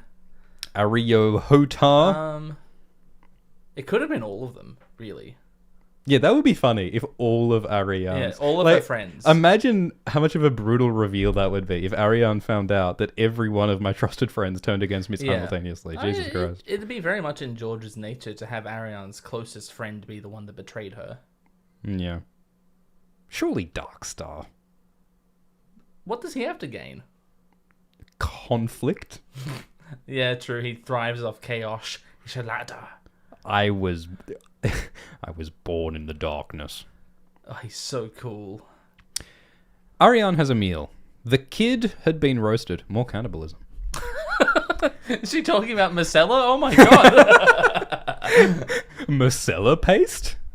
The kid had been roasted with lemon and honey. With it were grape leaves, stuffed with a melange of raisins, onions, mushrooms, and fiery dragon peppers. I am not hungry, Ariane said. Her friends would be eating ship's biscuits and salt beef on their way to Gaston Grey. That's right, they get shipped off as punishment for participating. And Gaston Grey is like the Azkaban of Dawn. How do you stuff a grape leaf? How does that riddle me that, Glidus? Grape leaves stuffed with. Like you could wrap a grape leaf I around suppose. raisins, And onions, that actually mushrooms. sounds pretty good. Yeah. Yeah, grape leaves. Like you get the syringe out and stuff it full of raisin paste, You have to peel the leaf open. and then close it again. Eat it very delicately. No, anyone know how this works? Are there any grape scientists? Oh, They dolmus. did surgery on a grape. Apparently it's dolmus. Yeah, it's a thing, apparently. It's a thing. Well, yeah, look, it does sound tasty. Lots of things are things. George knows so much more about food than we do. It's crazy. He sure does. He knows more about anything than I do. Yeah, I think George is like low-key such incredibly smart. Like, he's an Yeah. incredibly smart I dude. don't know if it's that low key, actually. Yeah, he high-key is incredibly smart. I think that the goat in lemon and honey sounds like an unbelievably good time. And the raisins, onions, mushrooms... I think this is an S tier Yeah, it might be food an S description. tier. And it's... As met with Ariane saying that she's not hungry because she's upset about the situation. It's another one of them juxtapositions. But with her, I think it's more heroic because she's sort of like nobly saying that I shouldn't get to eat good food while my friends are suffering and not getting good food, which is like what the High Sparrow was saying. You know, we should not be eating good food while people are starving. So like it's sort of a good guy move by Ariane. But she later breaks and changes her mind, doesn't she? Like she doesn't eat for a while, but she eventually does say, "Oh, okay, fine, I'll eat." So she doesn't like stick to her guns. Absolutely. Well, what's the utility of turning the food away? Exactly. Yeah, it doesn't help anyone to starve yourself. So yeah, S tier. S tier. Yeah, it sounds fucking wonderful. What's next? When she's required more wine, Timoth would fetch it. If she desired some favorite food, figs or olives or peppers stuffed with cheese, she need only tell Belandra and it would appear. What are you laughing at Belandra for? It's a perfectly normal name. I swear to God, George, like in 1991, he wrote a list of 500 made-up names and he put them in order of how good they were. He is now scraping the bottom of the barrel. What's wrong with Belandra? Timoth and Belandra. It sounds like, Kath and Kim. It's like a single episode plot line where Kath's friends Timoth and Belandra are having a barbecue. Let's go down Gotta to drive a Belandra's fucking place. boy to go to Belandra's.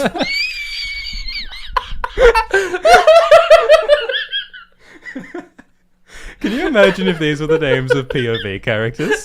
Can you imagine opening The Winds of Winter and the chapter heading is Belandra 5. Belandra Targaryen got off the boat. And Timoth Snow met her on the beach. Oh boy, he's got good names, he's got bad names. He sure does. I remember the anecdote that George Martin, he had these sellswords hanging out with Tyrion on the high road, so he was like, here is Bronn, here's Curlucket. And he was like, later on, oh, who am I going to kill off, Bronn or Curlucket? And he was like, well, Curlucket is a much stupider name than Bronn, so I'm not gonna, keeping that one around. Gonna kill off Curlucket. And that's how we ended up getting Bronn as a character. George didn't like plan that out from the start. He was just like, Balenciaga Waters. Balenciaga. I'll write to you eventually. She bolted past Belandra. sending a platter of spiced eggs to crash against the wall, just like bloody Sweet Robin in the porridge, eh? But the guards caught her before she'd gone 3 yards. Fresh meals replaced the old ones, but she did not eat them either. Once, when she felt especially strong, she carried all the food to the window and flung it out into the yard so it would not tempt her. Tell Timoth to bring me up some food, nothing heavy, some cold broth, and a bit of bread and fruit. I think that, like, Ariane is trying to do something. She's trying to resist the situation. She's trying to do something. And since she has no other options to do anything actually meaningful and effective, all that she feels that she can do is this pointless hunger strike. Yep. Did I do an analysis? I think you did. I think you did examine the plot. Good-o. And got the point of it. Good-o. Spiced eggs? Yeah, B. What if they've been scrambled against a wall? A. Wall scrambled spiced eggs? Yeah, agreed. That's an A. That's an A for sure. I'd eat eggs off that wall. Elaine, too, A Feast for Crows. Elaine is Sansa Stark in disguise, and she's doing politics with Littlefinger to manipulate and take control of the Vale. Let's see how that goes for them. Sansa says Lord Nestor has prepared a feast to welcome you. Mushroom soup and venison and cakes. You don't want to disappoint him, do you? Will they be lemon cakes? Lord Robert loved lemon cakes, perhaps because Elaine did. Lemony, lemony, lemon cakes, she assured him, and you can have as many as you like. 100? He wanted to know. Could I have 100? Would you eat 100 lemony, lemony, lemon cakes? If I were an uninsatiable 8-year-old. Yep. I think that Sweet Robin's psychic powers are powered by citrus. And the more Could lemon be cakes he eats, the further his green sight can see. And maybe Peter's plan is to extradite him to Dawn so that he can feed him a diet of only blood oranges and citrons and use his powers to execute his master plan. I think that because Sweet Robin likes lemons, that proves that he's the bastard son of Oberyn Martell and grew up in Dawn. That could be why... Oh, well, I actually think that Jon Arryn isn't his father, so... Do you think that Littlefinger is the father of Sweet Robin? I do. Sorry, everyone. Wow. Yeah. Wow. So you think that Littlefinger's going to kill his own son by giving him too much sweet sleep? I don't think he is. No? I don't think that's what he's going to do, because the Harry the Heir plan is, like, kind of really dumb.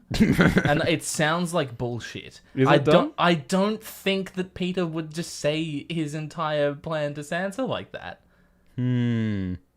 I kind of like the idea that Littlefinger's mistake is to trust Sansa too much, specifically, like, not because he has a real connection with her, but because he thinks that he's so impressive and he's so determined to impress Sansa at any cost, and that's his downfall. Yes, those are the two directions I see that whole thing going in. Either he's foiled by fucking... These streams go for so long. By underestimating Sansa, or that's not what his plan is at all. Yeah. Yeah. Well, really, what we need at this point in the story is for the plotline to turn out to be actually a different, secret other plotline that then needs to be explored. Because in the 0 Sansa chapters that have been published in the last, what is it, 18 years. Of the 0 Sansa chapters that have been published in the last 18 years, I think what we really need is to turn it into a completely different plotline that requires a whole new... Well, that's why it's taking so long to publish. Yes, George. Yes, George. I think that mushroom soup, venison, and 100 lemony cakes, lemony snickets is A tier. Ah. I think A tier. Ah. Fresh mules awaited them at Snow, and a hot meal of stewed goat and onions. A. Yep. A. Sounds good. So then Brienne, after her face gets eaten, F, becomes a captive of the Brotherhood Without Banners, the splinter group led by Lady Stoneheart that is not pleasant. And guessed right don't mean so much as it used to, said the girl. Not since Milady came back from the wedding. Which is fantastic. Makes sense. Adds up. I kind of get it. Stoneheart's on her campaign of vengeance against the Freys and the Lannisters for killing her son and her. But Thoros does give Brienne bread and cheese and a bowl of stew. He says, "I'm sorry. The last of the milk had soured, and all the honey is gone. Food grows scant. Still, this will fill you." The stew was cold and greasy, the bread hard, the cheese harder. Brienne had never eaten anything half so good. Love it. I love that. I love that Thoros is like part Yeah. of this horrible Yeah. group, but he's like still a bit compassionate to Brienne, and he doesn't feel great about the situation that he's in, but like this is the reality that he's in, and so he doesn't know how to handle it necessarily. Mm. And the connection of food to the Red Wedding, because, you know, breaking the guest right rules is part of this whole horror in the first place. Food is central to morality in this world. Sure. Why not? And the sort of rum you get stuffed into a cask of when you die determines which heaven you're going to go to. That's what the ancient Egyptians believed. Yeah, I mean, they had a whole system, you know, putting your Yeah, organs gotta in be- particular jars. Particular was it like oil? Are there oils in the jars that like the canopic? Some embalming fluids. Do you think any Egyptologists have ever had a little taste of the canopic jars after? Considering that Egyptology goes back so far, yeah. Like who would know? You know, Like when Napoleon went to Egypt in the early 19th century, and he brought, you know, that little expedition that he did. Surely someone had a little nibble. they didn't have spectroscopic analysis back then. They had to operate with the tools that they had. Taste test. Someone's probably eaten a pharaoh. Yeah. For sure. I think that this is a E tier. Oh, Food. it sounds terrible. The food sounds terrible, but the passage is so heartwarming in that Brienne loves it so much. When men must live like rats in the dark beneath the earth, they soon run out of pity, as they do of milk and honey. What a writer. Those are bars. Absolutely. That's fucking awesome. Goddamn, George. In Cersei 10, she's been imprisoned by the Sparrow movement. Oh no. Oh, no. It's all gone tits up for her all at once. Who could have seen any of this coming? I blame Belonda. Belandra's run away with Aurane. Belandra. Do you think He's taken me Drommons with him. Do you think that Belandra is the pirate king, the Corsair king? Yeah. Belandra.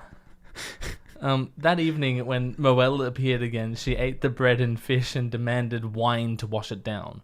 No wine appeared, only Septon Unella, making her hourly visit to ask if the queen was ready to confess. It was near dawn on the second day when Cersei was licking the last of the porridge from the bottom of the bowl when her cell door swung open unexpectedly to admit Lord Qyburn. So Ariane is imprisoned and goes on a little hunger strike, and she lasts a long time, days without eating before she eats. Cersei refuses, like if I remember correctly, she refuses to eat, I think, at some point, and then the next day is when she The next morning. is licking the bowl. Yeah. Yep. She has little moral resolve at this point. Ariane is like a smarter, better version of Cersei. And hotter. And hotter, yeah. And younger. Oh my god. A younger, more beautiful queen. Oh my god. A younger, more beautiful queen. Wow, it's almost like there are a billion characters who fit that description, and that's the point of the prophecy. Who would have thought that a massive fantasy epic would have lots of young and beautiful characters? Wow. I'm not a big fan of the cell young. porridge. Yeah, the no. young. That Yeah, no, sounds not bad. of the young or the porridge. I wouldn't eat either of them. E. E. What's that deep fried meme of the Farquaad Markiplier? Samwell 5. Sam Tarley says, "I'm not so fat as I was before."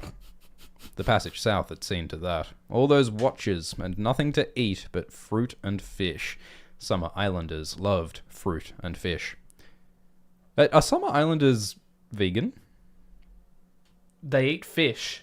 Vegetarian? They eat fish. Pescatarian? Now you might be onto something. Because the Summer Islanders don't do war. They do love, Right. not war. Uh-huh. I wonder if they don't eat meat. Do we know that? I feel like we might know that. I don't recall it being mentioned, but I don't recall a lot of things. Well, this is the last food description in A Feast for Crows, It by the sure way. is. Would you like to read the last one? Outside the Seneschal's court, the rectors were locking an older novice into the stocks. Stealing food from the kitchens, one explained to the acolytes who were waiting to pelt the captive with rotting vegetables. So would you eat a novice who has been pelted with rotting vegetables? Seasoned with rotting tomatoes. Is that not the meal that is being offered? I don't think that's what's going on here. None of that sounds delicious to me. Isn't it funny how the punishment for trying to acquire food is to have food pelted at you? That's appropriate. That's like a Greek myth punishment. I like it. Do you? Yeah. Is this good? Is that a good thing? Have you never tried it? Being pelted with rotting vegetables? Yeah.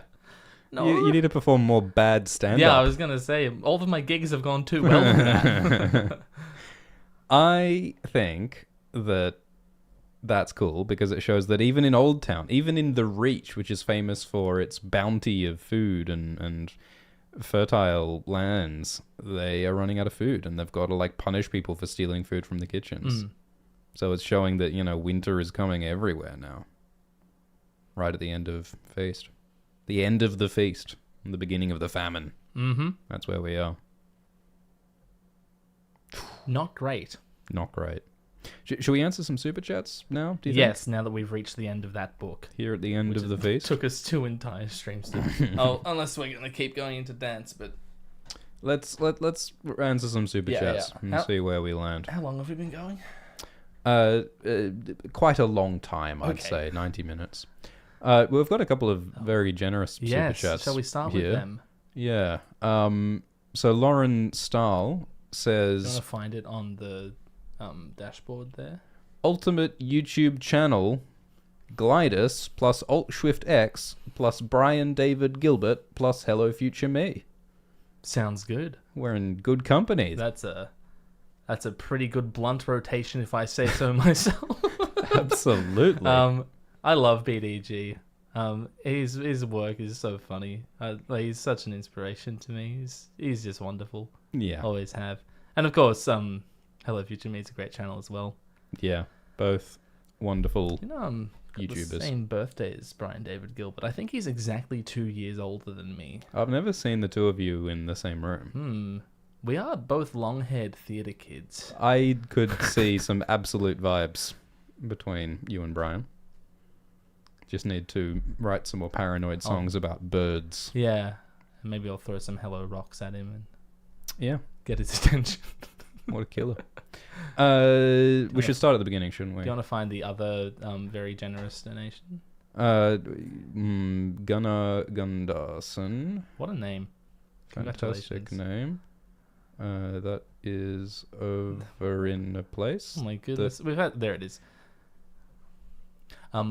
Buy yourself some eggs, bread, bacon, and mandarins for breakfast. Later, bread and cheese with boiled or fried beef and chopped horseradish for second breakfast.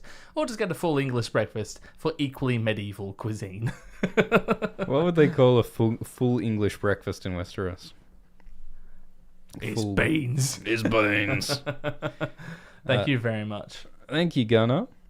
Thank you, Interesting Nerd Club, who suggests that our idea of a one-use ebook that you can only read for 48 hours is a great idea. Oh God.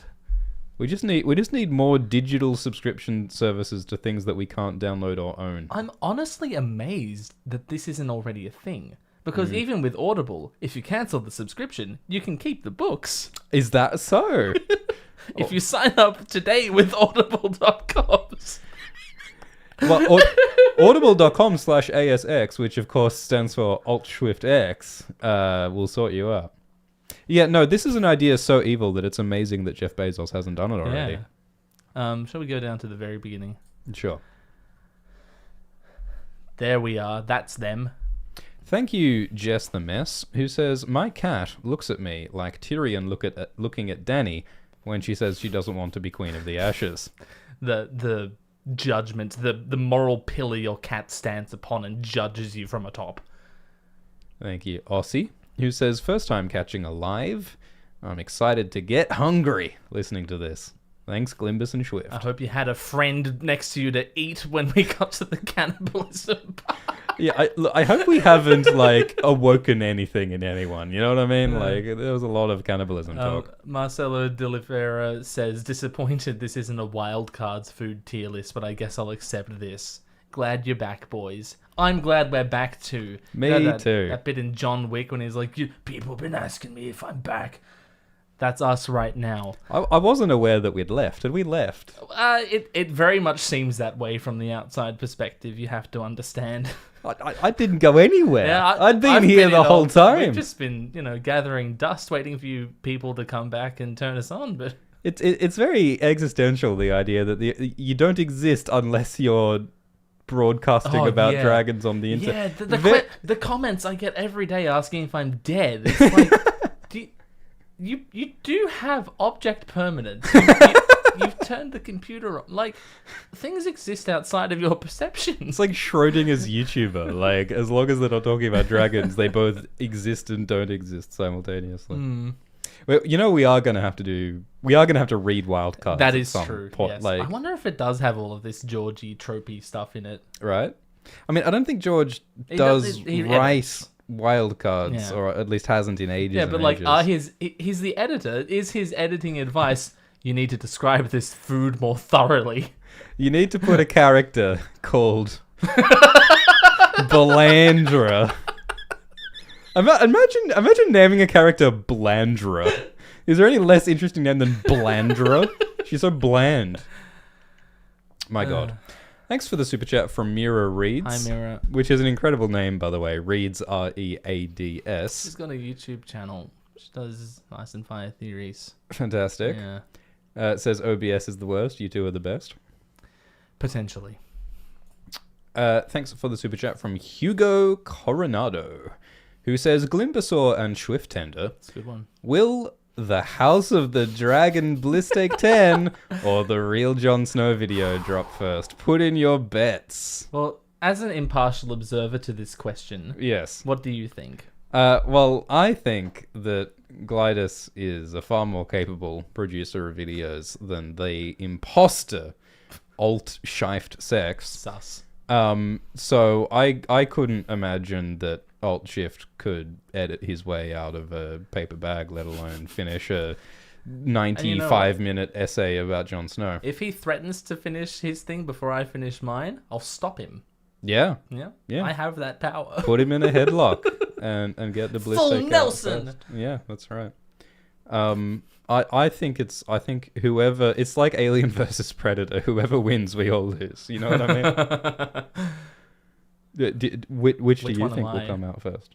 Do you see yourself as the alien or the predator? I think I'm more of the alien in most situations. In most situations. Okay. All right. I'd like to be done first. Yeah. No one would not like to be done. It's in really this situation, I'd like to do the thing. Anyone on the outside asking, so is finishing your giant project something that you want to do? Yeah, it's every waking moment. Yeah, actually, I think about this more than you do. It turns out. However angry you are at your favorite thing maker for I'm not so making much the thing. angrier at myself than you are at me. You have no idea. You think you're mad. You don't know what a mad is. Yeah. This thing gives me executive dysfunction. Anyway, Neon Akira says, if we get Hot D Bliss Take 10 by Christmas, I will print out the script and eat it. Don't do that. It is long. Oh, small enough font size. Rice paper. Double-sided. Can you print on rice paper? Is that a thing? Now, you've come to the right place. Because I've done my fucking research into eating books. So for those who aren't aware, Glidus has made Everyone's aware. Glidus has made a blood oath to eat the book, The Winds of Winter, if and when it comes out. So Glidus has been preparing for this task. Did you know that they use bleach to treat book pages. Yeah, so, well, I so heard- that they stay white. I heard that bleach cures COVID, so True. you're fine there. I've already had COVID.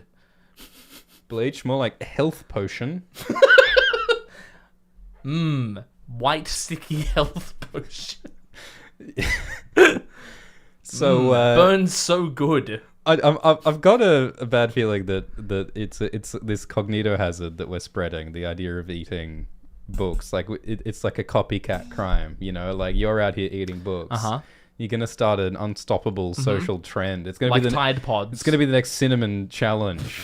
Is like how much fantasy fiction can I you- ate the Bible. Hey. I ate the old school hardcover encyclopedia set. Like people are going to become more book than human How being. much blood will I have on my hands? Oh god.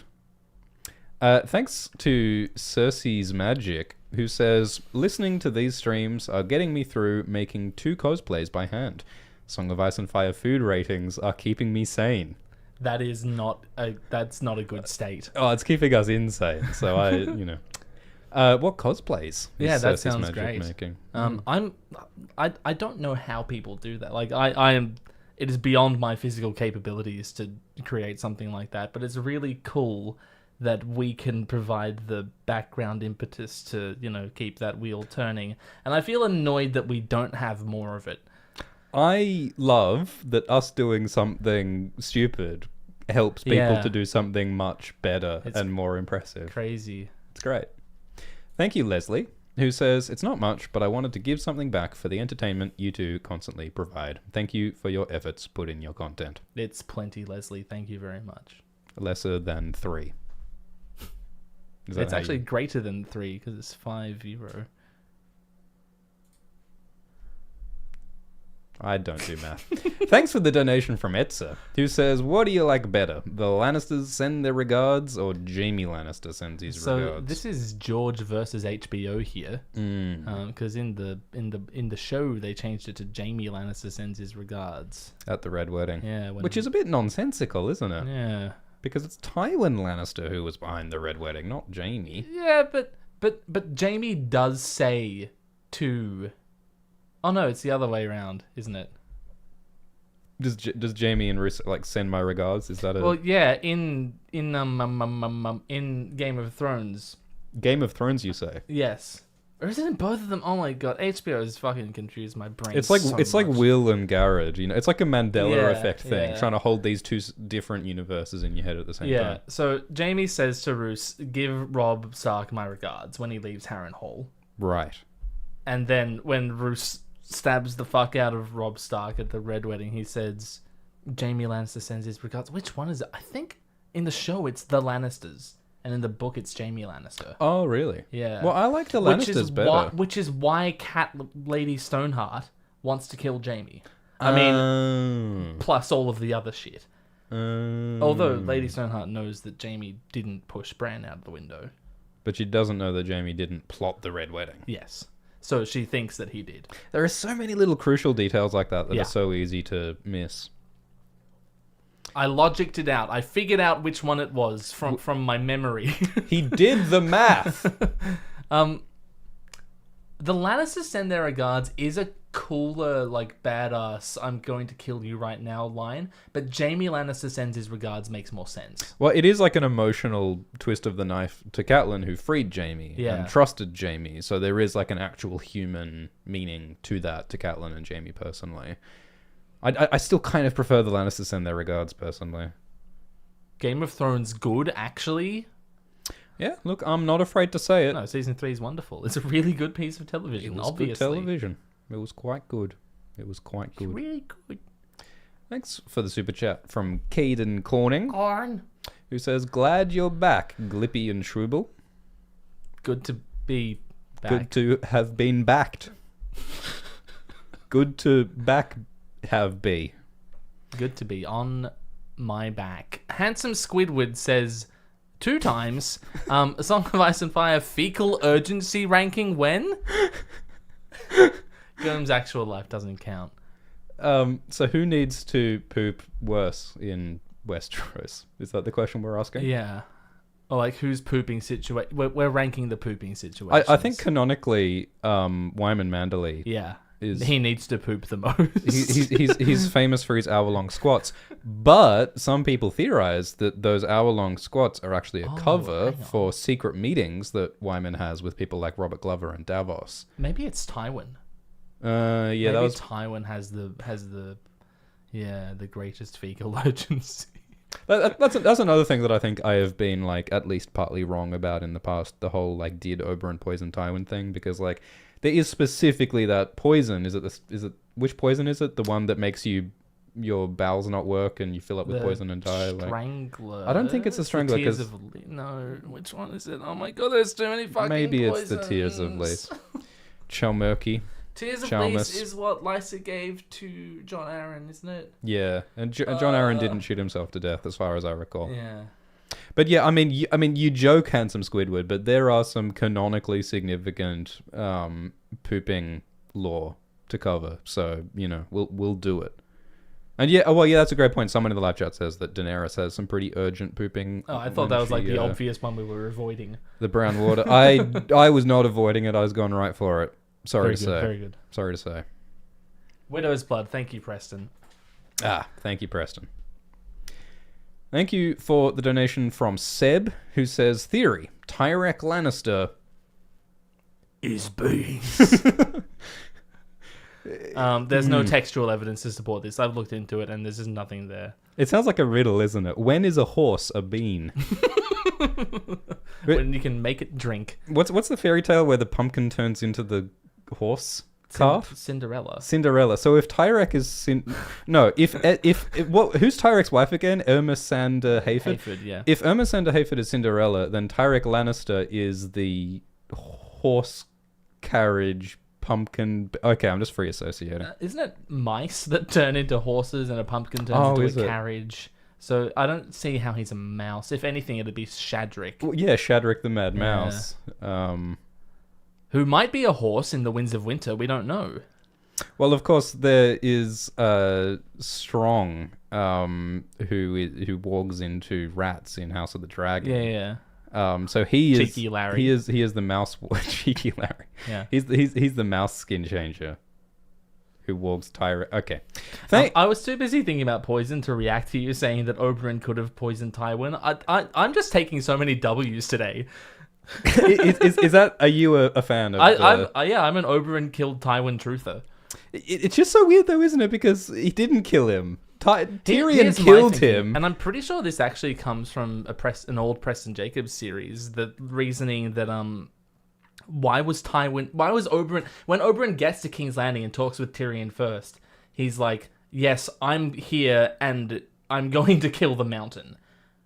The mountain's not in King's Landing at the time. So Oberyn thought that something in his control would bring the mountain to King's Landing. No, or he just assumed that Gregor would come back to King's Landing, or maybe he thought that Gregor was at King's Landing. But he's so certain. There are so many other explanations. Gregor's at King's Landing. No, but the logic there is like he was going to get caught for killing Tywin and then kill the mountain in the trial for that. From what I recall, there's some really weird contradictory maybe that wasn't Preston's stuff with Duran tells people different things. Like Duran at one point says that he didn't want Oberyn to go starting any shit, and he trusted Oberyn to not go crazy. But then there's also a line when he's like, "Oh, in the Water Gardens, Oberyn used to push over much larger people." And so the implication of that line is that Duran knew that Oberyn was going to kill Gregor. But then Duran also says other things in other passages that suggest to me that the plan was for Oberyn to not start any shit. So like I feel like the Dawn plotline has been subject to major like retcons. Like maybe I'm just too pea-brained to get it, but I feel like there's a lot of stuff about the Dawn plotline that doesn't quite add up, and that's partly I think because George's ideas about like the pact with Arianne and Viserys and all of that, like I feel like that's stuff that George pulled out of his ass later on, and I feel like there's certain things that don't add up as a result of that. But I might be wrong, because I mean, the red door and the lemon tree is something that was planted very, very early on. So maybe George did plan all of this. Yeah, it seems at this moment that there is not enough information to concisely tie it all together. And so it kind of looks like a jumbled mess. But maybe there is like some angle through which you view it that it makes complete sense. But literally, like, part of the point in the text is that it's a jungled mess, and that Quentin is thrown into this bizarre situation of changing the marriage pact to a different marriage pact, and the whole point is that Duran planned too long, and his blood orange is splattered on the ground. So it's really meta, because it's like, is Duran's plan a plan that makes no sense, or is George's plan a plan that makes no sense? George's plot makes no sense. I think it's going to be Duran there, because it's quite thematic in the series that nobody's plans work out the way they think they will. Like, what? Name a single plan that worked. Littlefinger's to start the war. Was that a plan, or was that just like, let's throw shit at the wall and see what happens? Because he was improvising for a lot of that. When Catelyn showed up with the dagger, he was like, okay, let's roll with this. Yeah, well, I think Littlefinger is a great contrast to Duran, because Duran is like, I've got this 25-year plan, decades. and it's only going to work if literally 15 different things all happen perfectly as I predicted them. Whereas Littlefinger is like, as long as someone murders someone, I win. Exactly. As long as people other than me lose power, then I gain power, relatively speaking. Like he's one of those people who's like, I win as long as someone else loses, I win. Yeah. That's his game. Whereas Doran, he's far more targeted in like who he needs to particularly bring down to accomplish his goals. Maybe Littlefinger does have specific targets in that same way, but he's a lot more, loose about how he acquires his goals. Yeah. And that's why Varys and Illyrio are doomed. Is because they also have a really intricate plan that only works if a whole bunch of things... I mean, they also do improvise. They also do change their plan. Their plan is, like, so intercontinental. It's, like, galactic in scope. Yeah. And it's funny because, like, they are playing, like, a galactic level game, but they don't have galactic level power. There are people in this world, like Bloodraven and potentially Quaithe, Shiera, potentially Euron, who genuinely have the ability to coordinate events on, like, an intercontinental level. Varys and Illyrio don't. Yeah, they're just guys with letters. They have a spy network, I guess. Yeah, like for a bunch of non-magical dudes, they do an incredibly good job. Oh, Varys would do some damage with a glass candle. Yeah. But Varys he hates magic. Yeah. That's the whole thing. Yeah. Whereas Littlefinger also is just a guy, but he's just like going around with a sledgehammer fucking shit up and seeing what happens. I think like the danger of someone who gives no fucks is like something that George is interested in. I kind of like, I don't know if you like this idea. I like the idea that Varys is Valyrian or Targaryen or Blackfire, and that he has a family connection to Illyrio and to young Griff, and that, he's not just purely about helping the people. He does have some like personal connection to Illyrio and young Griff's plot. Do you like that idea? Yes. And like he shaves his head to hide his Targaryen hair, and it's bemoaned by many for being like very obvious and straightforward, but we've been looking at this series for 27 years. Yeah, I promise it's not obvious and straightforward to first-time readers. Yeah, I think it's a very resonant way of viewing the story. Yeah, my question is like, what does that mean for Varys' relationship with magic? Like, if he's a Targaryen of Blackfire, he could have dragon dreams. He could have a inherent connection to magic. Instead of chasing them and embracing them and letting them consume him, like has happened with so many other Targaryens or people of Valyrian blood, he refuses it. Yeah, I've always thought that the sorcerer who cut Varys, or like the voice he heard in his head in the story he tells to Tyrion, was Bloodraven. Yeah, the eminent villain of the Blackfire line. Yeah, that's an extremely good point. And Varys is... We do a little theorizing. We sure do. And Varys' decision to reject that, as you say, like it's hard to name Targaryens who choose to reject the power and I mean, Aemon, I guess, but even Aemon was like wanting the prophetic power stuff towards the end. Yeah, he just refused the throne because he was like, I'm not touching that shit. Yeah. So yeah, Varys, I like that idea. What a guy. We have so many more super chats to get through. Okay. Which is a good problem to have.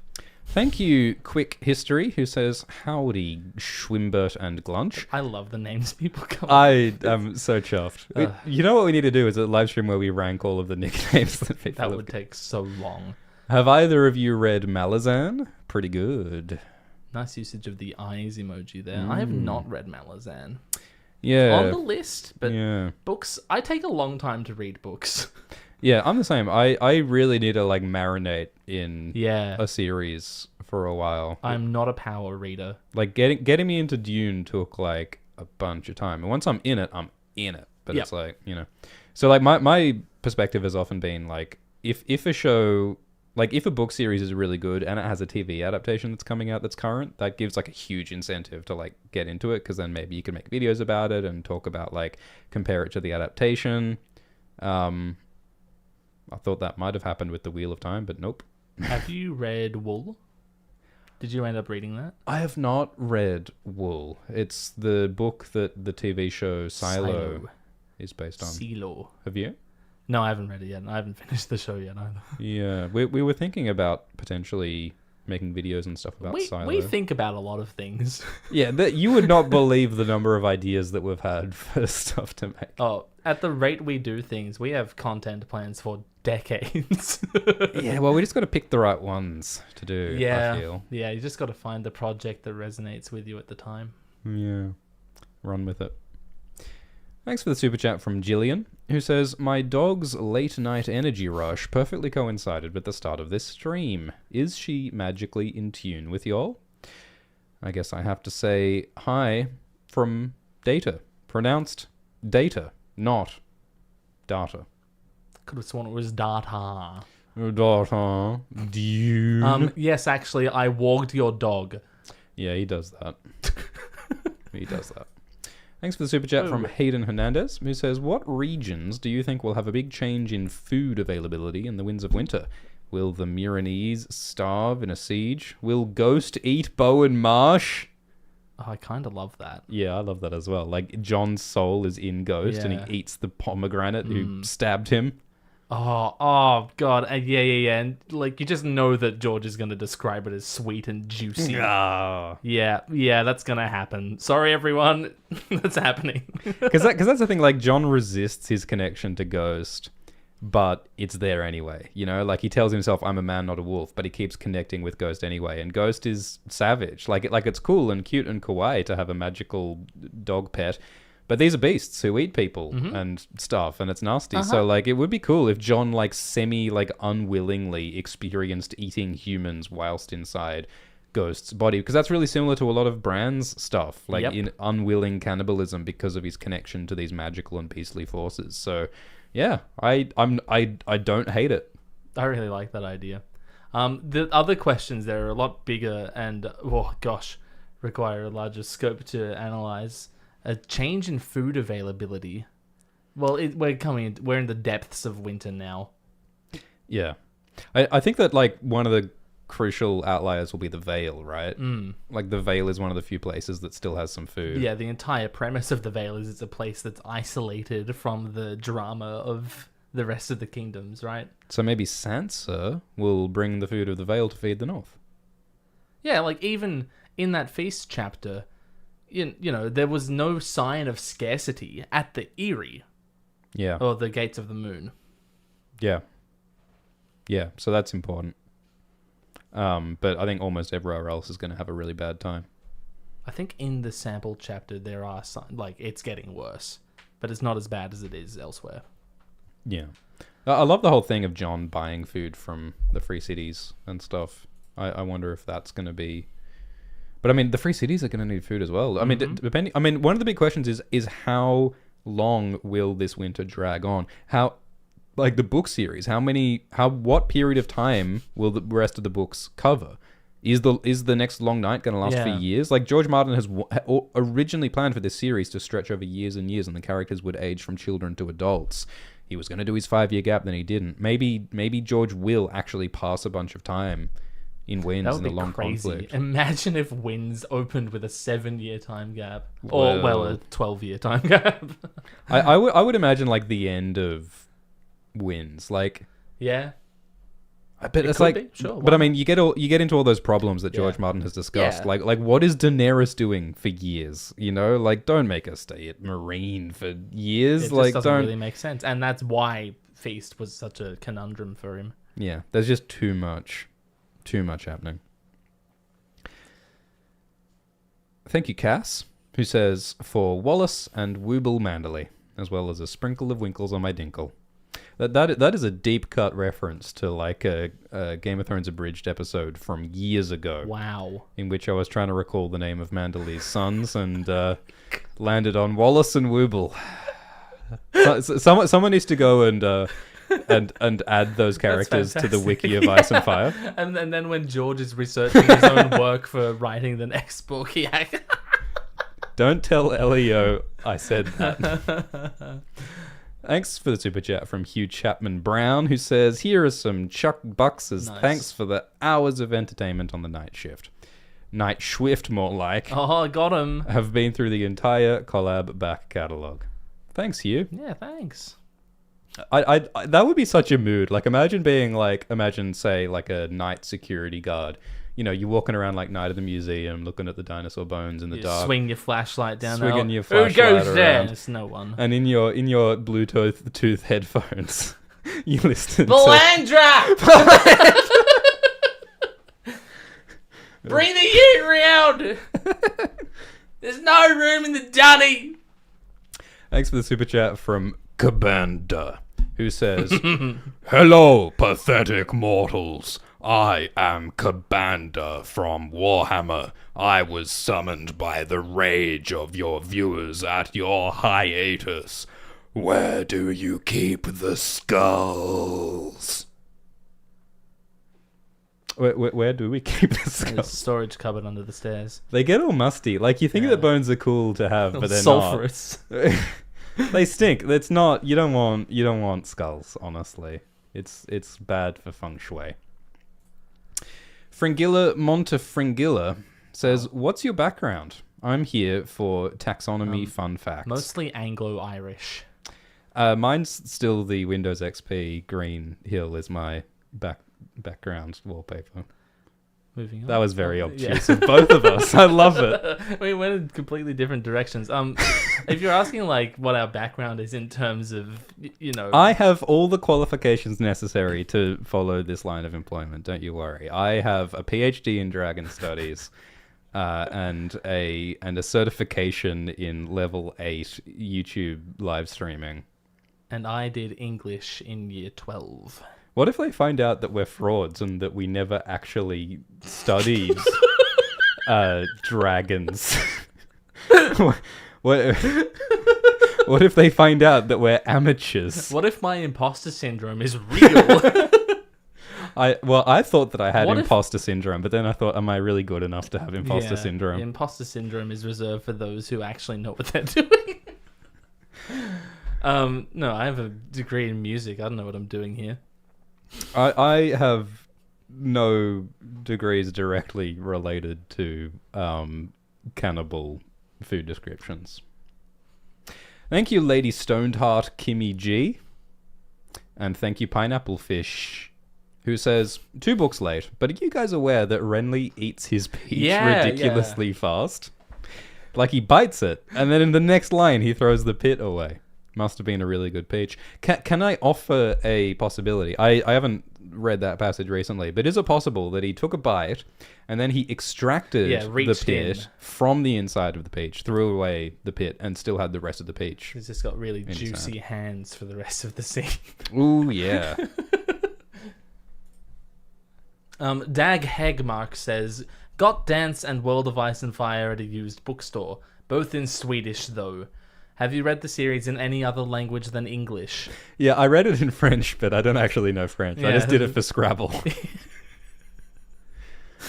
Oh, we love a stitch back here, don't we? We sure do. I've read it in emoji.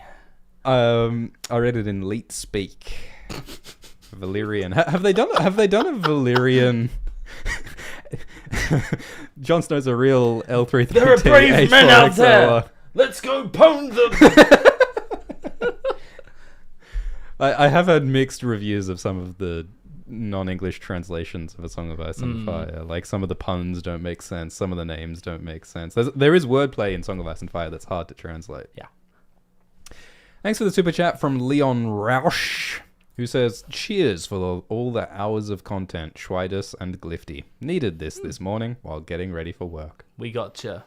I don't know if we made Leon more or less ready, but apparently Leon needed it. Thank you, Alyssa Clavian, who says, haven't eaten dinner yet, so I'm eating vicariously through this stream. I am getting hungry. I think if you listen to enough of these streams, you will gain calories. The satiation chemicals, the hormones in your brain, they'll fill your stomach up. Isn't there that thing of like when you eat artificial sweeteners, it sort of tricks your metabolism into thinking that you're getting sugars when you're not, and it has like a negative effect on... Yeah, because it tries to metabolize, it tries to break down glucose that's not there. Yeah. Do you think that listening to these live streams might trick people's metabolism into thinking that they're eating greasy, Trick roast their beef? brains into thinking they're hearing something worth listening to. And then they'll digest themselves. Mm. I don't want anyone to digest themselves on our I think account. if we're looking for a slogan, we'll look in a different direction. Digest yourself with Hulk, Swift, X, and Gliders. Thank you, Marcella Deliveria, who says, Halloween stream idea. The Forsaken preview chapter abridged with Swift and Glimbert. The spookiest chapter in A Song of Ice and Fire. That actually sounds like a lot of fun. That sounds like a get demonetized speedrun any percent. But we'll do it. Why not? Yeah, why not? Thank you, Kevin Copper, who says, heard the theory where Bran causes the Westerosi version of 9/11. He has reason to destroy the twins. If we weren't demonetized... He can walk into the dragons to crash into it, and everyone will blame the East. It's called 911, the North never forgets. No comment. Well, hang on. No, Game of Thrones was published in 1996, which was 5 years before. Like, George would not have had the foresight. Coincidence? Like, yeah. Yes. Would you say there is a 5-year gap? Oh my god. Coincidence? 9/11. Well, there's actually 9 kingdoms in Westeros if you include the Crown Lands. The Crown Lands and the River Lands. 11. More like 1-1. The Giant. 9 kingdoms. 1-1. The Giant. The twins. You do the math. Twins, Jaime and Cersei. You're too good at this. Like, that's dangerous. I do have a degree It's very, very good for humanity that you're zoned in on fucking bullshit dragon books instead of, lizard people running the world. Think of all the damage we would do to society if we weren't distracted with this. Thank you, Dandy Man. And thank you, Jasper, who says, yes, another Glimbo Schwimbo stream dripping down my chin. Yum, yum. S tier. Thank you, Dandy Man, again. And Unknown Chicken. We'll find you someday. And Zippy Heyday says, I love both of your content. I have no one to talk to about A Song of Ice and Fire or God/Hot D. This has become such a cumbersome franchise to name drop analysis in my life without losing them in conversation. So I watch a lot of these videos on repeat. Join a Discord server. Yeah, Discord's a great place to develop parasocial relationships. I have it on good authority. No, the abbreviation's easy. You just call it Asswife Got Hot. D. Yeah. Thanks for the super chat from Adam West, who says, I got into Asswife because of you two. I just finished all 5 books in 1 month, and I'm on season 7 of the show. Thanks for the fun streams and analysis. Well, you can thank us for the 5 books, and you can have our condolences for the 7th season. Thank you very much for your wonderful portrayal of Adam West on Family Guy. Adam West. Incredible performance. Yeah. Managama says, glad to finally catch one of these live. We shall see if any of these dishes surpass the cup of noodles I'm currently demolishing. Honestly, cup noodle, A tier. Yeah, easy A. Yeah. Thanks for the super chat from Mira Reeds, who says, please give this to Swift for converting to Lemongate. Hashtag the green-haired girl was Danny. I believe this is a reference to one of Mira's videos where she theorizes that the green-haired girl Arianne knew in Tyrosh was Daenerys. Yeah, that's interesting. I might be heard that mistaken on before. the details there. I feel like people would notice Daenerys's purple eyes. Well, there are lots of people of Valyrian stock around the 3 daughters. Yeah. I mean, Daenerys is meant to be one of the most beautiful people in the world, right? Like, I don't know. I just feel like Daenerys stands out, and like, I feel like Yeah, but it's a good idea because like just like young Griff, his hair being dyed to hide his identity. Yeah, maybe the green-haired girl was Daenerys as part of the Dornish plot. Thanks for the super chat from Simcoe. Yo, Simcoe, just woke up, brain not capable of coming up with the sort of brilliantly witty comment we know you for. It'll do. Nice stream, bros. Thanks, Simcoe. Evan Nesbitt says, what's it matter if he's a Targaryens? Everyone knows they're closer to gods than to men. This is in reference to Aemon in a barrel of rum and affecting the taste of the rum with his sulphurous corpse farts. I feel like Evan is like RPing as a Westerosi. What's it matter if he's a Targaryen? That sounds something that George would write, like some guy in a pub. Some slatternly proprietor would come along and say, "What's it matter if he's a Targaryen? Belandra Targaryen." Sepoct says Tyrion is a synecdicosm of the larger whole of Tywin. I love that. That's a wonderful portmanteauration you've done there. That's such a good portman too. I think it's a portman 3. Wow. You don't get anything for that. Oh, Jonath says, thank you for your content. Rewatching it has kept me sane for the last few years. You are not sane. I wish you both nothing but that you'll find happiness. Thank you very much. Q, what would your personal heraldry look like? There is a website, I'm sorry I forget the name, but there is a person on the internet who has made heraldry for us both. Yes. Which is pretty cool. And I'm grateful for that person making it. Google fast, Mr. Swift. Gunnar Gunderson, my goodness, more from you. Thank you very much.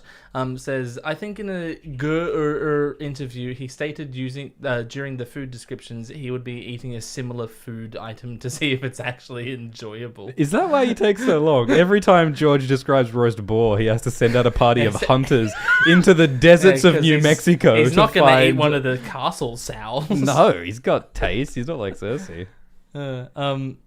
Puck says, hi, Glitter and Lil Nas X. That's me. Thank you, Lars, who says Lars moment. Lars moment, indeed. Bit of a Lars moment there. Wealth Wolf says, I think it's best if you hear this from me. Sir Swift. Oh, God. I have taken 22 of your bastards hostage. No. Unless you say Darkstar is very cool and totally not cringe or emo, I will put them to the sword. Also make me number 1 on your list of greatest fighters. Sir Gerald Dane. Also, hi Gongle, how are you? I'm good. Thanks for asking. I don't want to negotiate with terrorists, least of all Darkstar. Do you think that if I just say that you're not cringe, you'll only execute half my bastards? Because honestly, 22 is a lot. Yeah, who needs that many? Walder Frey moment. I feel like 11 is a more manageable number of honestly, you're doing me a favor, Darkstar. Could you capture more of my bastards? Thank you, Wealth Wolf. I think this is actually a consistent plot line of what's happening with my... I think... Yeah, because they keep running... They keep disappearing and sending you letters with all of their wealth asking for help. I think there's actual lore, like consistent Someone lore. Someone needs to update the Schwiki. Yeah, please update the Ultra Dex Wiki so I can keep track of where my bastards are. Because You've just given someone dozens of hours of work. I don't get my bastards ravens because I keep changing my address. Thanks for the super chats from Rossi and from Mothman's Bride. Blue Milks says, hey Swifty and Glimbo, love your videos. Always wanted to ask, when was the moment /scene/episode when you realized the Dragon Show was going in a downhill direction? Keep up the great work. White Hunt. What's that? White Hunt, season 7, episode 6. Really? It took you that long? I mean, I knew it was worse, but that was the moment when I was like, "It's just not forgivable anymore. It's just not. It's just dumb. It's just beyond dumb." Honestly, for me, and this is gonna sound like the most contrarian bullshit anyone's ever said, it was Battle of the Bastards. I watched that battle and I was like, "This is nothing like the previous armed conflicts in the series."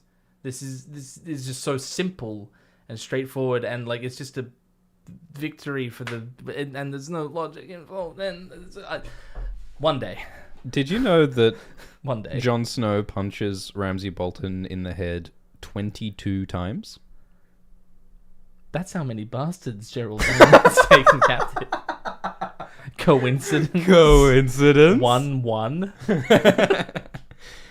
Thanks for the super chat from Mothman's Bride, who says, how closely do you think the books will follow actual history? I think Sansa will get with young Griff to fulfill the Tudor ex-York marriage from real life. I think that trying to follow along one storyline in history as a parallel to Ice and Fire is a bit misguided because there are so many different sources that George is drawing from. People point to the Wars of the Roses, but that's one of many influences that the story is based on.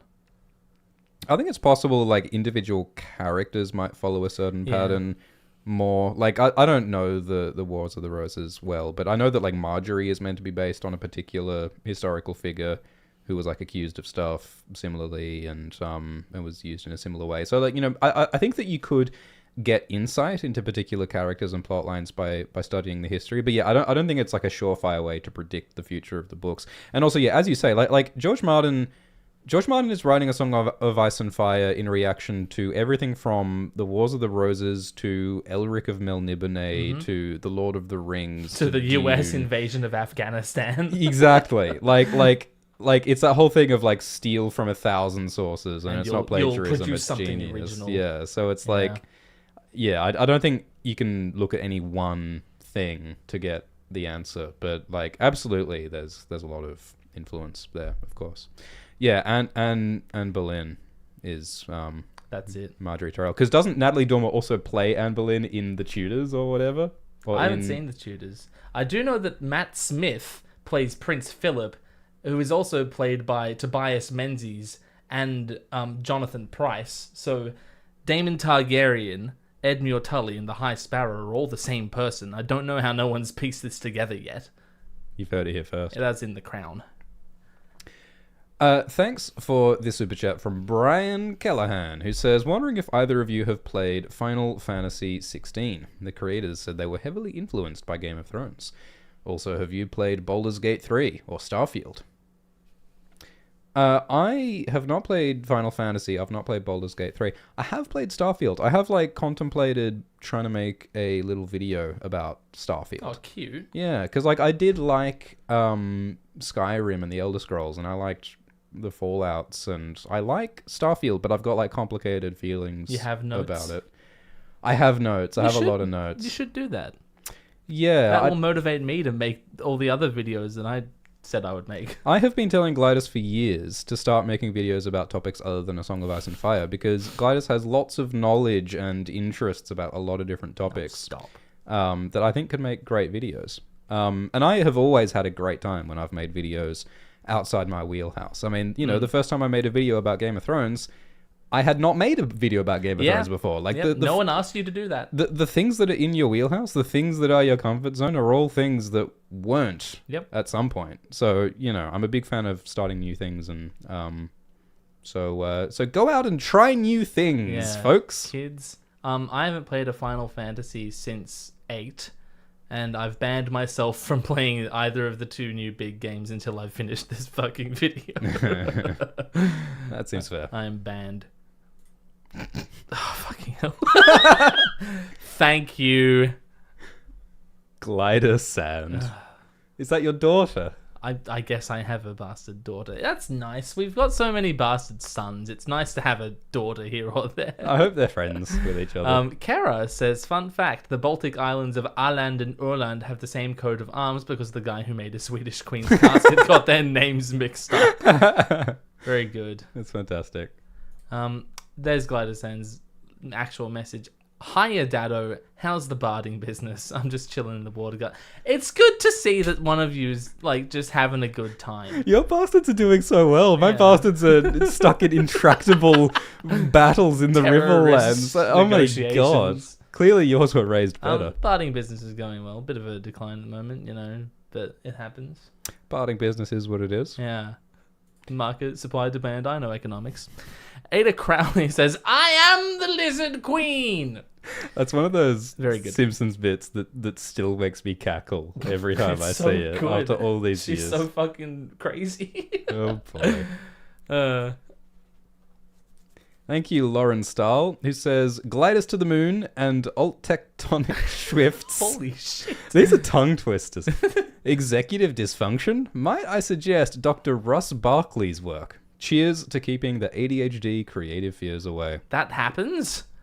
I'd like to invite everybody to diagnose me with whatever Oh, please. That'd be neurological so much fun. conditions you Yes, think yes, I have. yes. And tell me what pharmaceuticals and meditation exercises I should do. You need to eat lithium and glass.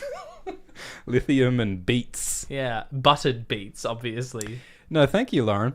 And I I might look into that. will introduce myself as Alt Tectonic That's Swifts very good. from now on. Thanks for the super chat from Alexandra B. Generous super chat, thank you. The perfect live stream to go with the traditional espresso and cigarette Parisian breakfast. Thank you both. Super French toast is when you serve it with a packet of cigarettes. With Marlboros cooked into it.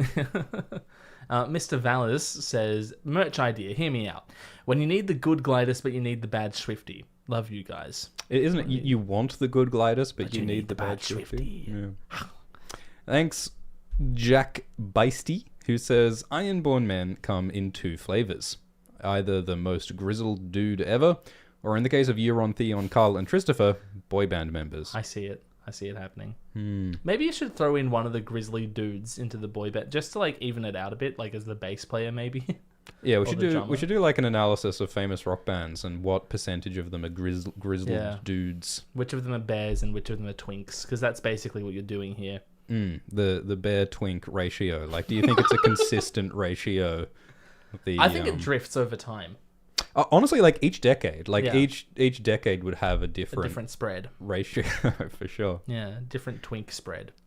Thanks for the super chat from Evan Nesbitt, who says, so what if the sorcerer that cut Varys was a servant of R'hllor? As Melisandre says, there is power in a king's blood. Oh yeah, sure. I think that like the power in a king's blood is true not just of R'hlloric believers. I think that's probably true of magic in general, because like, I mean, like there's a whole thing of like Drogo is arguably a kind of a king. And also Daenerys' son Rhaego has king's blood because, you know, Daenerys' blood, Targaryen king blood. And so arguably the king's blood of Drogo and Rhaego is part of what made it possible to hatch Daenerys' dragons, you know? So that is like a king's blood ritual that did not have any R'hllor people or imagery around it necessarily.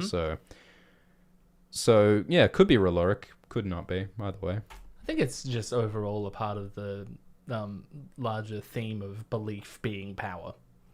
Yeah, which is one of those delicate things that you don't want to take too far, yeah. or else you turn into a, 40k orcs, red goes faster type situation.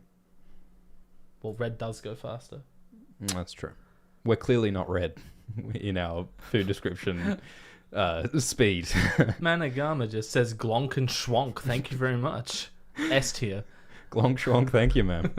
Thank you, Diadochi, Fuck you. who says, thank God I finally caught one of these streams. What do you think about Hot D Season 2 with the strike? What do we think of organized labor action, gliders? A tier. What do we think about studio execs holding on to all the profits? Do we like CEOs of corporate media empires? Where do we rank them? F tier. E tier. Yeah, I don't know much about the situation. I do worry that the disruption might affect the quality of House of the Dragon Season 2, because obviously I want that show to be as good as it can be, and obviously this disruption slows down a lot of productions, and it might give us less cool shows to talk about, which would be disappointing, but obviously at the same time we want people to be treated fairly, so Yep. yeah. Allegedly the scripts were done before the strike began. Yeah. I have heard that. But I've also heard that, like, you need writers during the production for revisions and, just making sure that everything's as it should be. But also, House of the Dragon Is it a uniquely American production? It's happening in the UK and Northern and is it actual Ireland or Northern? I don't know. Happening over there rather than in America. So I don't know how it fucking works. Yeah, we're not going to pretend to be experts on this stuff, but We'll pretend to be experts on a lot of other things. Oh yeah, thank you, Danielle Snell, who says feeling #blessed that I actually caught you two cheeky little scamps live. Cheeky little scamps, are we? Appreciate all the content, boys. I'm feeling #blessed to get a super chat from Danielle Snell. Thank you, Danielle. Maria Lauritsen says whoop whoop gloop and swoop. Oh, sounding like a Kanye rap. I want Matt Smith to just ad-lib his entire performance in Hot Day Season 2, personally. Yeah. Actual Victim says, will Tommen outlaw beats in wins? If there is any justice. Tommen is not going to survive a lot of chapters, I don't think. Yeah. I'm not going to ask why that person is named Actual Victim. Thank you, Diadochi, who says, am I the only one who can't help but see Renly's peach as an innuendo? No. Here's the thing. George is not a butt guy. George is a boobs guy. Yeah. So I honestly don't think George spends a lot of time thinking about Renly Baratheon's buttocks. I think that George does spend a lot of time thinking about food. And I think that is what a peach means to him. Yum. Mordred says, Glimbus, serious question. Does the impatience of people like me for your next video, let's say, make you feel any sympathy for George? Yes. It makes me hate George more. No, like, I regret actually participating in the, poking George, yelling at him to do something. I mean, all the yelling, I hope is perceived to be, comedic, satirical, not serious. But even then, I see how it contributes to a not very productive relationship with one's work. And it's not nice. And I do feel sympathy for George for putting up with like a billion times more of it than we do. Yeah. Not that he has an internet presence. It's one of those weird things with the internet where you can see as much negativity as you choose to look at, So, I mean... Yeah. George may or may not be scrolling through mean tweets. He might be in his swimming pool playing the bongos, like in that TV sketch. So, And like even for us, when people are waiting for stuff that we're making, we can see as much negativity as we choose to look at. So it's kind of like, it's a bottomless well, so it's not even something that is worth, digging around in too much. But I think it does. It's difficult to stay out of, though. It is, and like George has struggled with it. Like George has made posts over the years about feeling overwhelmed and upset by negative, impatient comments. I'm going to be a Neil Gaiman here and say Alt Shift X is not your bitch. Was that Neil Gaiman? I think it was. Yeah. He said that a good 10 years ago, so it feels. George R.R. Martin is now your bitch. Yeah, there might be an expiry. Yeah. Thank you, Tim Tum. Love Love the food series and love you guys. Which tavern in the series would you most like to hang out at? Ooh. The one at Old Town. Is it the bee and the quill and the thing or something? The lion, the witch, and the wardrobe. This, that, and the other. The one with the fearsomely strong cider that Egg and Duncan. Yeah, that sounds good. Also, just being in Old Town's probably a better bet than being most other places. Diadochi said, you're on. Diadochi says, I bet you Amon is still alive in that barrel. Well, rum does have preserving properties. Oh, actually, there would be no sulfurous corpse farts because the bacteria that produce that wouldn't be able to grow in the rum. Maybe I would. Maybe I would eat him. We're going to upgrade the ranking. From F to E. Targaryen cocktail. 1 part corpse, 1 part rum. Thank you, Sir Alt Swift Flowers, who says, Hail, Father. The battle for the bloody gate goes ill. Yes. Well, I'm sure if you keep on trying and attempt more frontal assaults on the bloody gate. You will persist. Try standing under the murder holes. My favourite part of this whole bit is that people pay us money to tell this story through our live stream.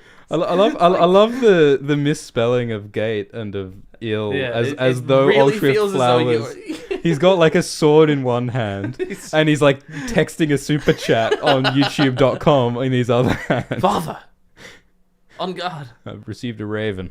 Sean Kelker says, if you could trap George in a room Saw style, what questions would you want answered? And do you ever get tired of this series and need to detox? I would... Yeah, what questions for George? I mean, I there are some mysteries like the hooded man that I find really inexplicable. Like, I would like George to tell me who the hooded man is. I want to know how old that rat is. You know, the old rat that served in that in the Riverlands. We need numbers, George. Yeah. Do you get tired of this series?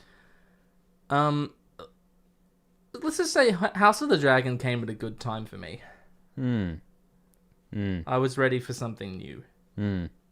Yeah, I mean, it becomes harder to like find the right like new angle on stuff because like it is boring when you talk about like the same topics within the series. But it's still exciting when you find like a different angle on something and you're like, ooh, that's something that I haven't thought about before. And there's a thing about, there's a certain satisfaction in like honing your knowledge of a certain thing.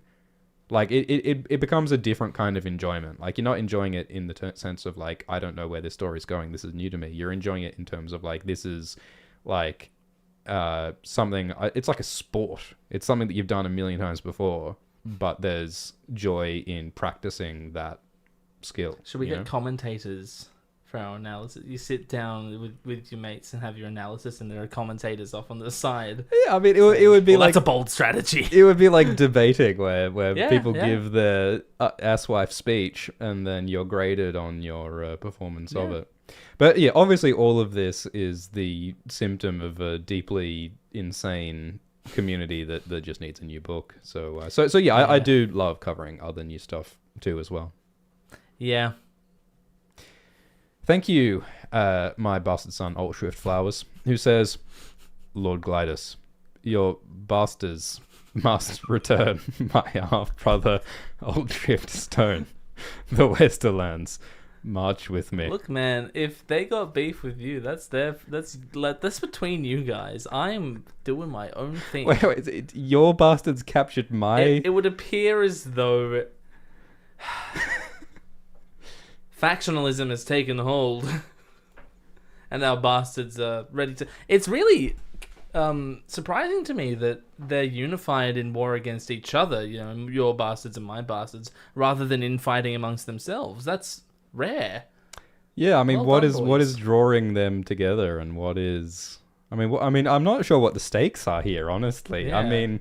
I don't really care. Why don't you bastards go off and go to the Summer Isles or something? Yeah. I try to tits and wine. Try to escape is what I would suggest. But if you're expecting child support payments, Elliot McKernan says, "Love seeing my two favorite tubers." Isn't a tuber a term? I was going to say my two favorite tubers are like it's a sweet potato. Yeah, exactly. Globus Glonkstrider and Alt J Breezeblock's official video X. That's oh boy, that's a good song. Could you make scrambled dragon eggs? I don't see why not. I don't think you should. I mean, it might give you superpowers. It would be like weirwood paste. Gives you dragon dreams. Well, so you can scramble all sorts of eggs, but I don't know if we scramble the eggs of things that aren't birds. Do we scramble reptile eggs? I don't see what's stopping us. Well, they're not exactly the same in form, obviously, because they're very different creatures at this point. Huh. Oh, we got to try it. There's only one way. We got to try it. I don't think the shell is as hard on reptile. I might be speaking out of my ass here, but there are definitely structural differences between bird and lizard eggs. Dragon eggs aren't real, so you can't scramble them. That's my final answer. You tell me that now. Ulshrit Flowers says Waymar Royce is cold hands. Is this while you're in the battle? You're still fighting. I off a love, horde yeah, of- I love that you're still coming up with got theories while you're fighting for your life. Truly, you are your father's son. Someone's boot is on your face and he's holding you at, his daggers at your neck. It's like if What if Waymar Royce is called? it's like if Rhaegar got like smacked with the hammer and he's falling into the water and Rhaegar's dying, and with Rhaegar's last breath, Citrus doesn't grow with brothers.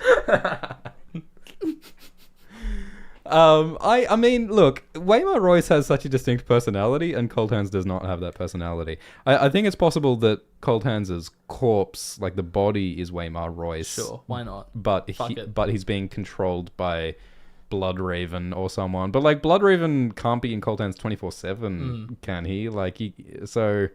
And Leaf describes Cold Hands as being old. Yeah, people make a lot of that. People make a big deal of that line. I don't know if that line is as big. Like, the argument is that because Leaf says Cold Hands is very old and Children of the Forest live for a long time and the old gods are a long time period sort of thing, therefore Cold Hands must be hundreds of years old. Like, yeah, I don't find that to be like a conclusive argument. Yeah, I think it's a strong argument, but it's not, set in stone, obviously. Yeah. Yeah. Yeah. Thank you, Challery Missingham. I hope you find your ham. Who says, I feel like I have to ask a question. Left it in the rum. So what's your guys' fave Song of Ice and Fire books? Thanks for the content. Storm of Swords. He's beatboxing. We've broken him. He's done. Yeah. Although, I love so much of all of them. I think it's weird because, I think that my favorite bits in A Song of Ice and Fire are in A Dance with Dragons, but also some of my less favorite bits are in A Dance with Dragons. Yeah. Storm is the most, consistently great one, but there's some great stuff in Dance as well, and even Feast. Thank you, Ulshrift Flowers, who says, I diagnose she was being the best lord ever and ask you to send your armies to the Fingers. I confess I'm confused. Your fingies are at the end of your armies. Yeah. That's quite good, Glidus. Thank you. I stole it from the Impossible Quiz. Thank you, Tristan, who says, man, that is a callback to the Impossible Quiz.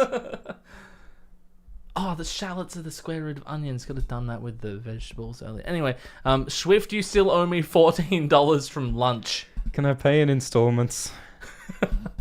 Yeah, we're really scraping the bottom of the barrel here. Old Swift Flowers once more. Sweet Pea want to send you his love. I got you, bro. I think Old Swift is just free associating at this point. Is there a scheme going on in the chat that we have not been paying attention to? I think there may be a whole ARG to which we are not privy. We're just the vessel for it. That's such an interesting way of telling a story. We're unwitting narrators. Unwitting narrators, yeah. Like the blind idiot god, right? Yeah. Thank you, Isaac Jacobson, who says, hi, princesses. Do you think Saturn and John were romantically involved with each other? I don't think they are yet. I mean, they're not in the books that have been published. No. We're in John's head for a long time. Yeah, I feel like if he secretly got a boyfriend, he might have, mentioned it once or twice. The whole thing is that John is so focused on work and his duty that he is not doing anything for, fun or for himself at all. He sends all of his friends away, Sure, Val, the most beautiful woman in the world, is over... Yeah, but I'm busy. He's got Melisandre and Val and Alice Karstark throwing themselves at him. And Saturn. And Saturn, and he's turning them all down. So, I don't see a lot of romance for John in A Dance with Dragons. Maybe later on, I don't know.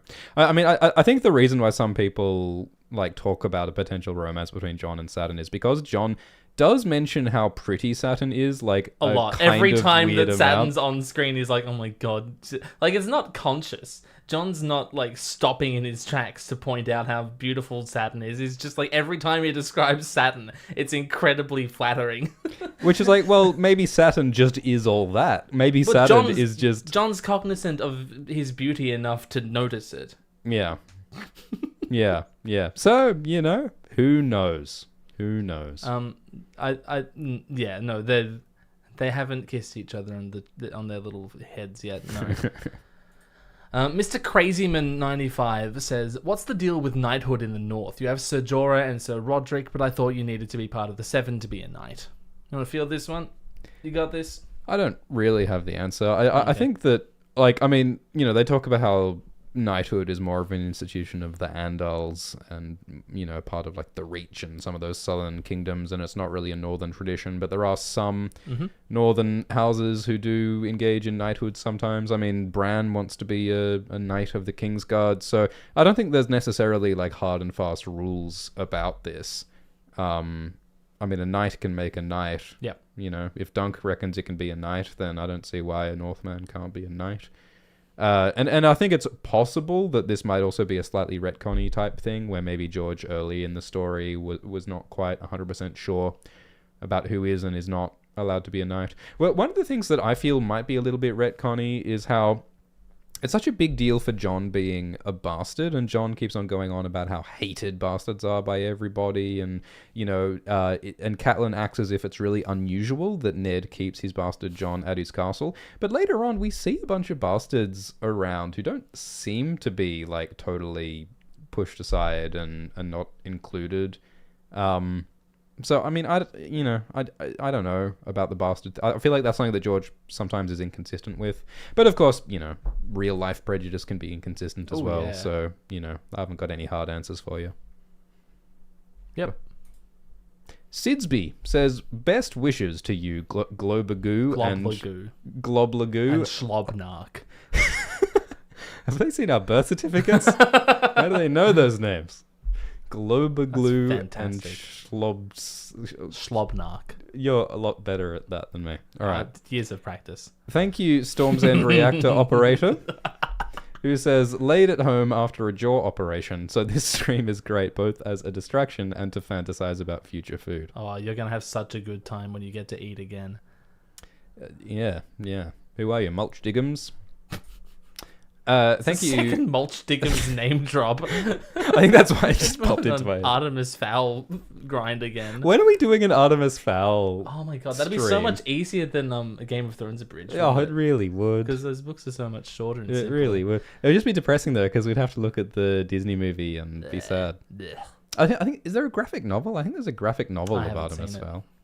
Thank you, Felix Clark, who says, "Why are there no marijuana equivalents in A Song of Ice and Fire? Sothoriosi Sweetgrass, Giscari Ganja.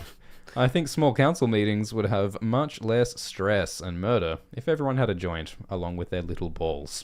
Thoughts? Is there anything like that? Don't think so. I guess not. Yeah. Other drugs appear, but not that. I think George Martin has said that, like, oh, you know, there just happens to be no gunpowder in the world of Ice and Fire, and there just happens to be no whatever else. Well, that's the thing. People have that weird criticism of, like, why are there potatoes in my medieval Europe analog? And it's like, well, it's not medieval Europe, isn't it? Yeah. So, you know, there are allowed to be potatoes here. Yeah. But, you know, that alt-shift sex video where he says that Sven would farm potatoes, that's an unforgivable potato error. Yeah. Thank you, Shadowwand, who says, "It's Blimpop and Swago. I was getting high going to bed and then caught you alive." What a time. Thank you, Isaac Jacobson, who says, "The hooded man is Syria Farrell." But why? But why not?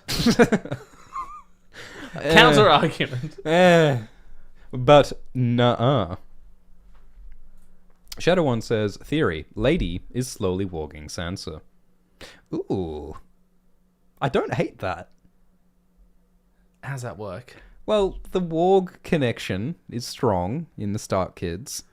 If a human's soul can go to its animal after the human dies, why can't the animal's soul go to the human when the animal dies? Like, it is a two-way street. That's what Varamir tells us in the dance prologue. Yeah, that's right, because the wolf's mind takes over your mind.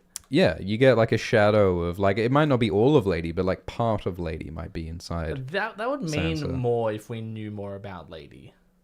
Yeah.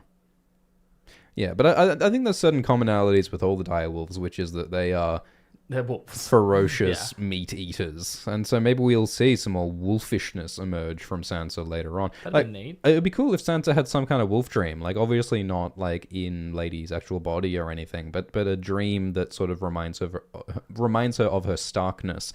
Like Daenerys in the Dothraki Sea has the dream of her Targaryen fiery dragon identity, and that sort of restores her. Like after a long political plot, she gets pushed back onto the path of her true Targaryen identity. Maybe Sansa, similarly, after her false identity as Elaine in the Vale, after political plots, she will come back to a Stark identity as Sansa, and maybe some kind of dream involving Lady could be part of that. I think that would make sense. Yeah.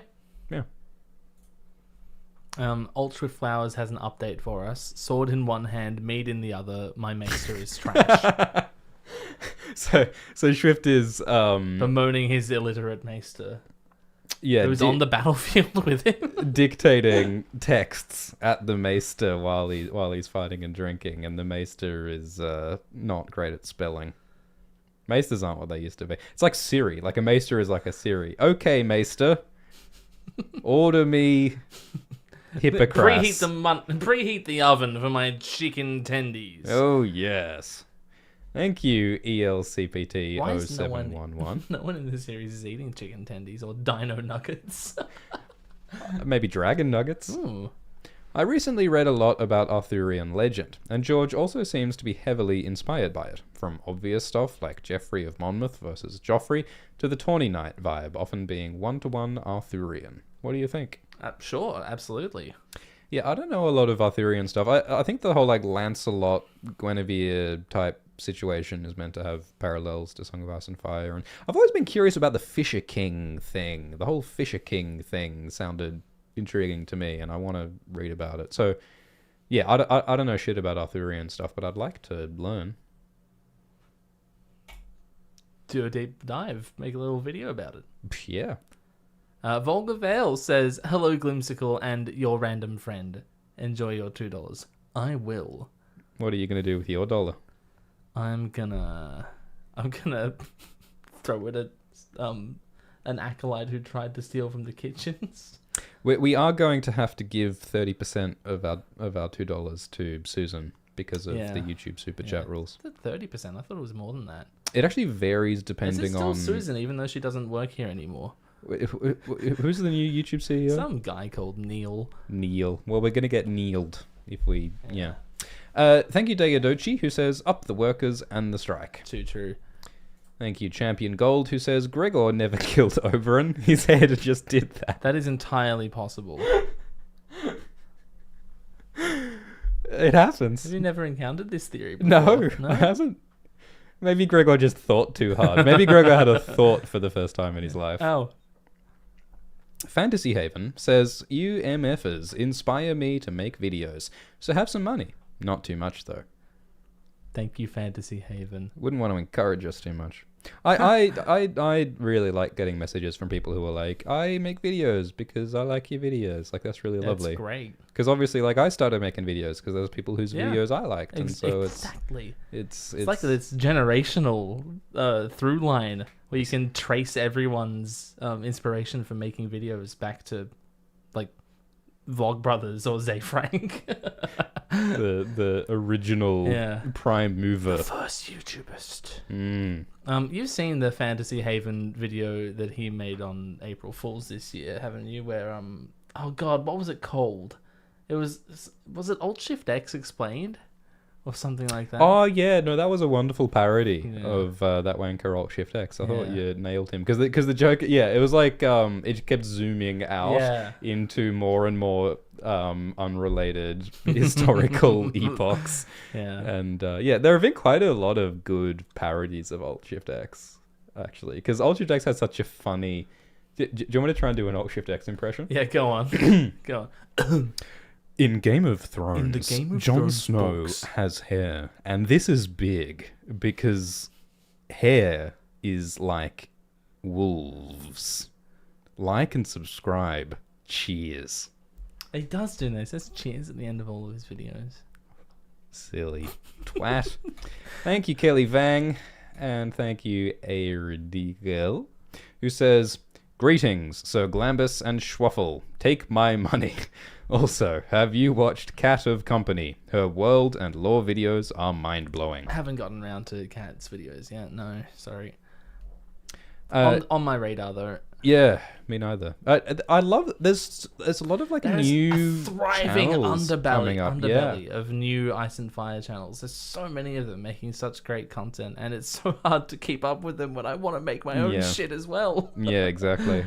I think when and if Winds of Winter comes out, it's going to be great for a lot of these starting channels. Like, I think there's going to be a lot of opportunity for a lot of like smaller starting channels to make great stuff for people to enjoy. So it's good. Thank you, Tristan It'll Lloyd be like Owen. at the bottom of the ocean when a whale dies and sinks to the bottom, and there's an entire ecosystem built off of this one whale carcass. That's what the Winds of Winter will be. I think you might have found the most depressing possible analogy for a wonderful event. We are the scum suckers on the bottom of the ocean, feasting on the decaying corpse of a massive whale. A feast for YouTubists. How many pods can a Podrick possibly chuck if a Podrick can chuck pods as far as Podrick can chuck pods without Podrick's prick in a pod? Are we talking about podcasts? Yeah, 7. 7, okay. Gary the Beaver says, love you guys. I want more Gurm content just so you can review it at this point. Well, there's so much that we've not touched at all. Yeah. Thoughts on Valyrians, Targaryens, Valarians, and Estamonts in Tarth. Maybe Brienne's a malformed Targaryen bastard. That is so rude. How dare you? One person comes out a little ugly, and you're like, you must be a magically deformed bastard from a dragon race. That's what we do with Tyrion, isn't it? Yeah, that's true. We do that. Well, yeah, like Glider says, there are a million George Martin books that we have not discussed, and most of them I haven't read yet. I would love to talk about like Tough Voyaging and, of course, A Song for Lear and Seven Times Never Kill Man, and you know he's got so many books that are super relevant to A Song of Ice and Fire. Night of the Cooters, his magnum opus. So yeah, I'd love to cover some of that stuff. I don't know about the theories about Tarth having Valyrians and such. I don't think I've heard that before. Yeah, I might have to do some Googling. Kelly Vang says, I sent money and forgot to send a message, so here's more. Thank you. That's such a great business scheme of ours. Thanks for the great videos. Hail Swifty and Glidus. It's Taylor Swift to you. Thank you, Lolatov, who says Shaggy Dog ate Rickon's mind and fully controls him. Absolutely. I think that makes sense because like he's so young. He has no will. I mean, you don't even really have a conscious identity when you're too young. So it's like when there's a wolf's mind also in your mind, you can't fight it. That would be overwhelming. What do you have? It reminds me of Aaliyah in Dune, who is like a fetus when she gets this massive psychic ability and has all these other consciousnesses in her mind. And the idea is that like a fetal embryonic baby can't handle that and just has their consciousness subsumed by it. And yeah, maybe that's what happens to Rickon. Fucked up. Thank you, Chloe B, who says, you guys inspired me to finally read the books, but I can't help but giggle every time someone's a horse. So thank you for that, Glidus. I did not foresee how much ruination I would wreak upon this world. You've created a bona fide asswife meme. One that will ring through the ages. It's escaped my control. Like, there are people who are aware of that who aren't aware of me. That's kind of crazy. It's your legacy. Yeah. Like the Lindsay Ellis hot dog gif. Thank you, Sneeba. That's my hot dog gif. That's your hot dog gif. He says, what's y'all's favorite birds? This changes day to day. Today I'm feeling King Penguin. Albatross. Let's go. Thank you, Dag Hagemark. Is it Hague? I have no idea. I just went with it. What will happen to Sansa in the books? She'll eat. She'll eat. She'll eat. I think she'll turn on Littlefinger. And I actually quite like the idea of Sansa becoming Queen in the North. But not like that. But not like that. I mean, it's tough with Sansa because, like, we haven't had a new Sansa chapter in 15 years. So, I'm not sure where it's going to go. She's so young as well. And, like, she doesn't... Like you remember Sophie Turner's performance in GOT, and you're like, yes, Sansa's a political player, but she's not yet in the books. So, she's got a lot of growing to do, and not a lot of like chapters in which to do it. I think so. I don't know. I hope she gets Littlefinger in the ground because that's where he belongs. I think she could be the avenue for a Stark win that George has owed us for a while. Yeah, for sure. And I mean, the show, it's not rocket science. Sansa has influence in the Vale, and the Vale has some of the most untouched armies and food. Yeah. And, it does make a lot of sense for her to bring that to the north. Thank you, Zane Tasker, who says, Targaryen Bash, #2023. Ticket pays for the whole seat, but you'll only need the urge. Mothshan says, good morning, bimbos. Thank you for being you and providing me with escape from the harsh yoke of capitalism. I love you both. ETA on final Blistake, please. Oh, funny you mentioned that. It'll be released when it's done. Oh, really? Yeah. I thought you had a different... You get these messages saying, like, release the next video, and it's like, that's not the hard part. Yeah, clicking upload is actually the easiest part of the entire process. I mean, we could click upload now, but what you would get would not be a finished video. It would be like most of a script. Thank you, the Pink Letter writes, who says, if by happenstance you good folk were parrots in the Red Keep, what phrases would you like to repeat? Cockles, clams, and oysters. This is no longer a game for 2 players. Bloodraven did it! Corn! Lord Altshrift Flowers. A lord. We've got a lord. Oh, they're moving up in the world. Bastard ascended to the fucking peerage. The gate is ours. The Vale is in rout. I have taken the Red Fort as my seat for your glory. We fight. We are investing Iron Oaks as I speak. Motherfuckers are changing their YouTube names to tell their ARG. This is incredible. Would George Martin approve of this mush? Absolutely not. Thank you, Altshrift Flowers. Congratulations on your victory. I always believed in you, and anything I said to the contrary prior was in jest. I hope my bastards have your head on the wall by summer's end. Thank you for the super chat from James Hart, who says nothing. My favorite. That was a lot of super chats. That was. I think we just did super chats for like an hour. Oh my god. It's been 3 hours. My jaw hurts. Yeah, we need to wrap this up, I think. Yeah. Thank you so much, everybody, for what a participating. This was really fun and wonderful. Always is, isn't it? It is. It truly is. And we got through all of Feast. So there is one book, Dance with Dragons, left in our food description series. And finally, we will have finished our magnum opus of live stream content. And then we can get back to the boring stuff, like our normal jobs. What are we procrastinating from? Oh, how long do you have? I mean, categorically, ages. Another super chat from James Hart says, Dear Gliddy and Schwiddy, any theories on any character being afoot? Lots of characters are afoot. I didn't really touch on it in the video. You'd need a much larger video to cover that topic. Well, the word afoot doesn't occur anywhere near as much in the series, but I'm pretty sure that's because you're supposed to assume that most characters are afoot, even when it's not mentioned. Well, normally you have 2 foot. Yeah, but it's only ever said that they're a foot. If you got 2 foot, shouldn't you be a feet? Not a foot? But it'd be 2 feet. A feets? A foot? A feet's for crows. Alright, we're free associating again. Lord Ultra Flowers says, the fight goes on. Pray for me, Father. I can't wait. See, the thing is, this story will be on pause until we stream again in 4 months' time. Isn't that funny? Well, I don't know. Will time pass while we're not looking? I don't know. Do objects continue existing when I'm not looking at them? I don't think so. I just blinked and you disappeared. Joseph Rizzo says, finally caught one live, and it's over. Damn Big Giant 3. Beer Gut 3. Boulder Dash Gobbledygook 3. You played Boulder Dash? I've not. Alright. Have you played Poetry for Neanderthals? No. What's that? We should do Asswife-themed Poetry for Neanderthals. It's like a party game where you are only allowed to speak in 1-syllable words. So you talk like this, but if you use multisyllabic words, you get hit with a bat.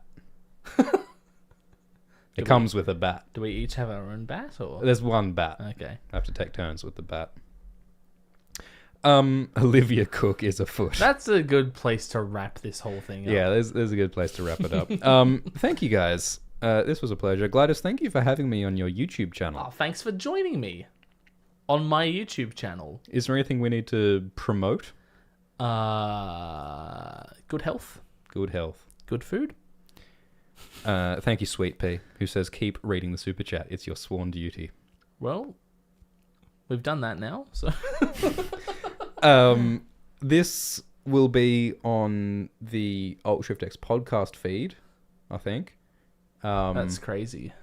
So you can listen to these live streams on Spotify and podcast apps of your choice. I mean, we don't get paid if you do that. So I'm not sure why I mean, chances are we won't get paid if you watched on YouTube. So That's true. We are whatever. probably already demonetized. So we are grateful for all of the generous super chats. That's very lovely of you people.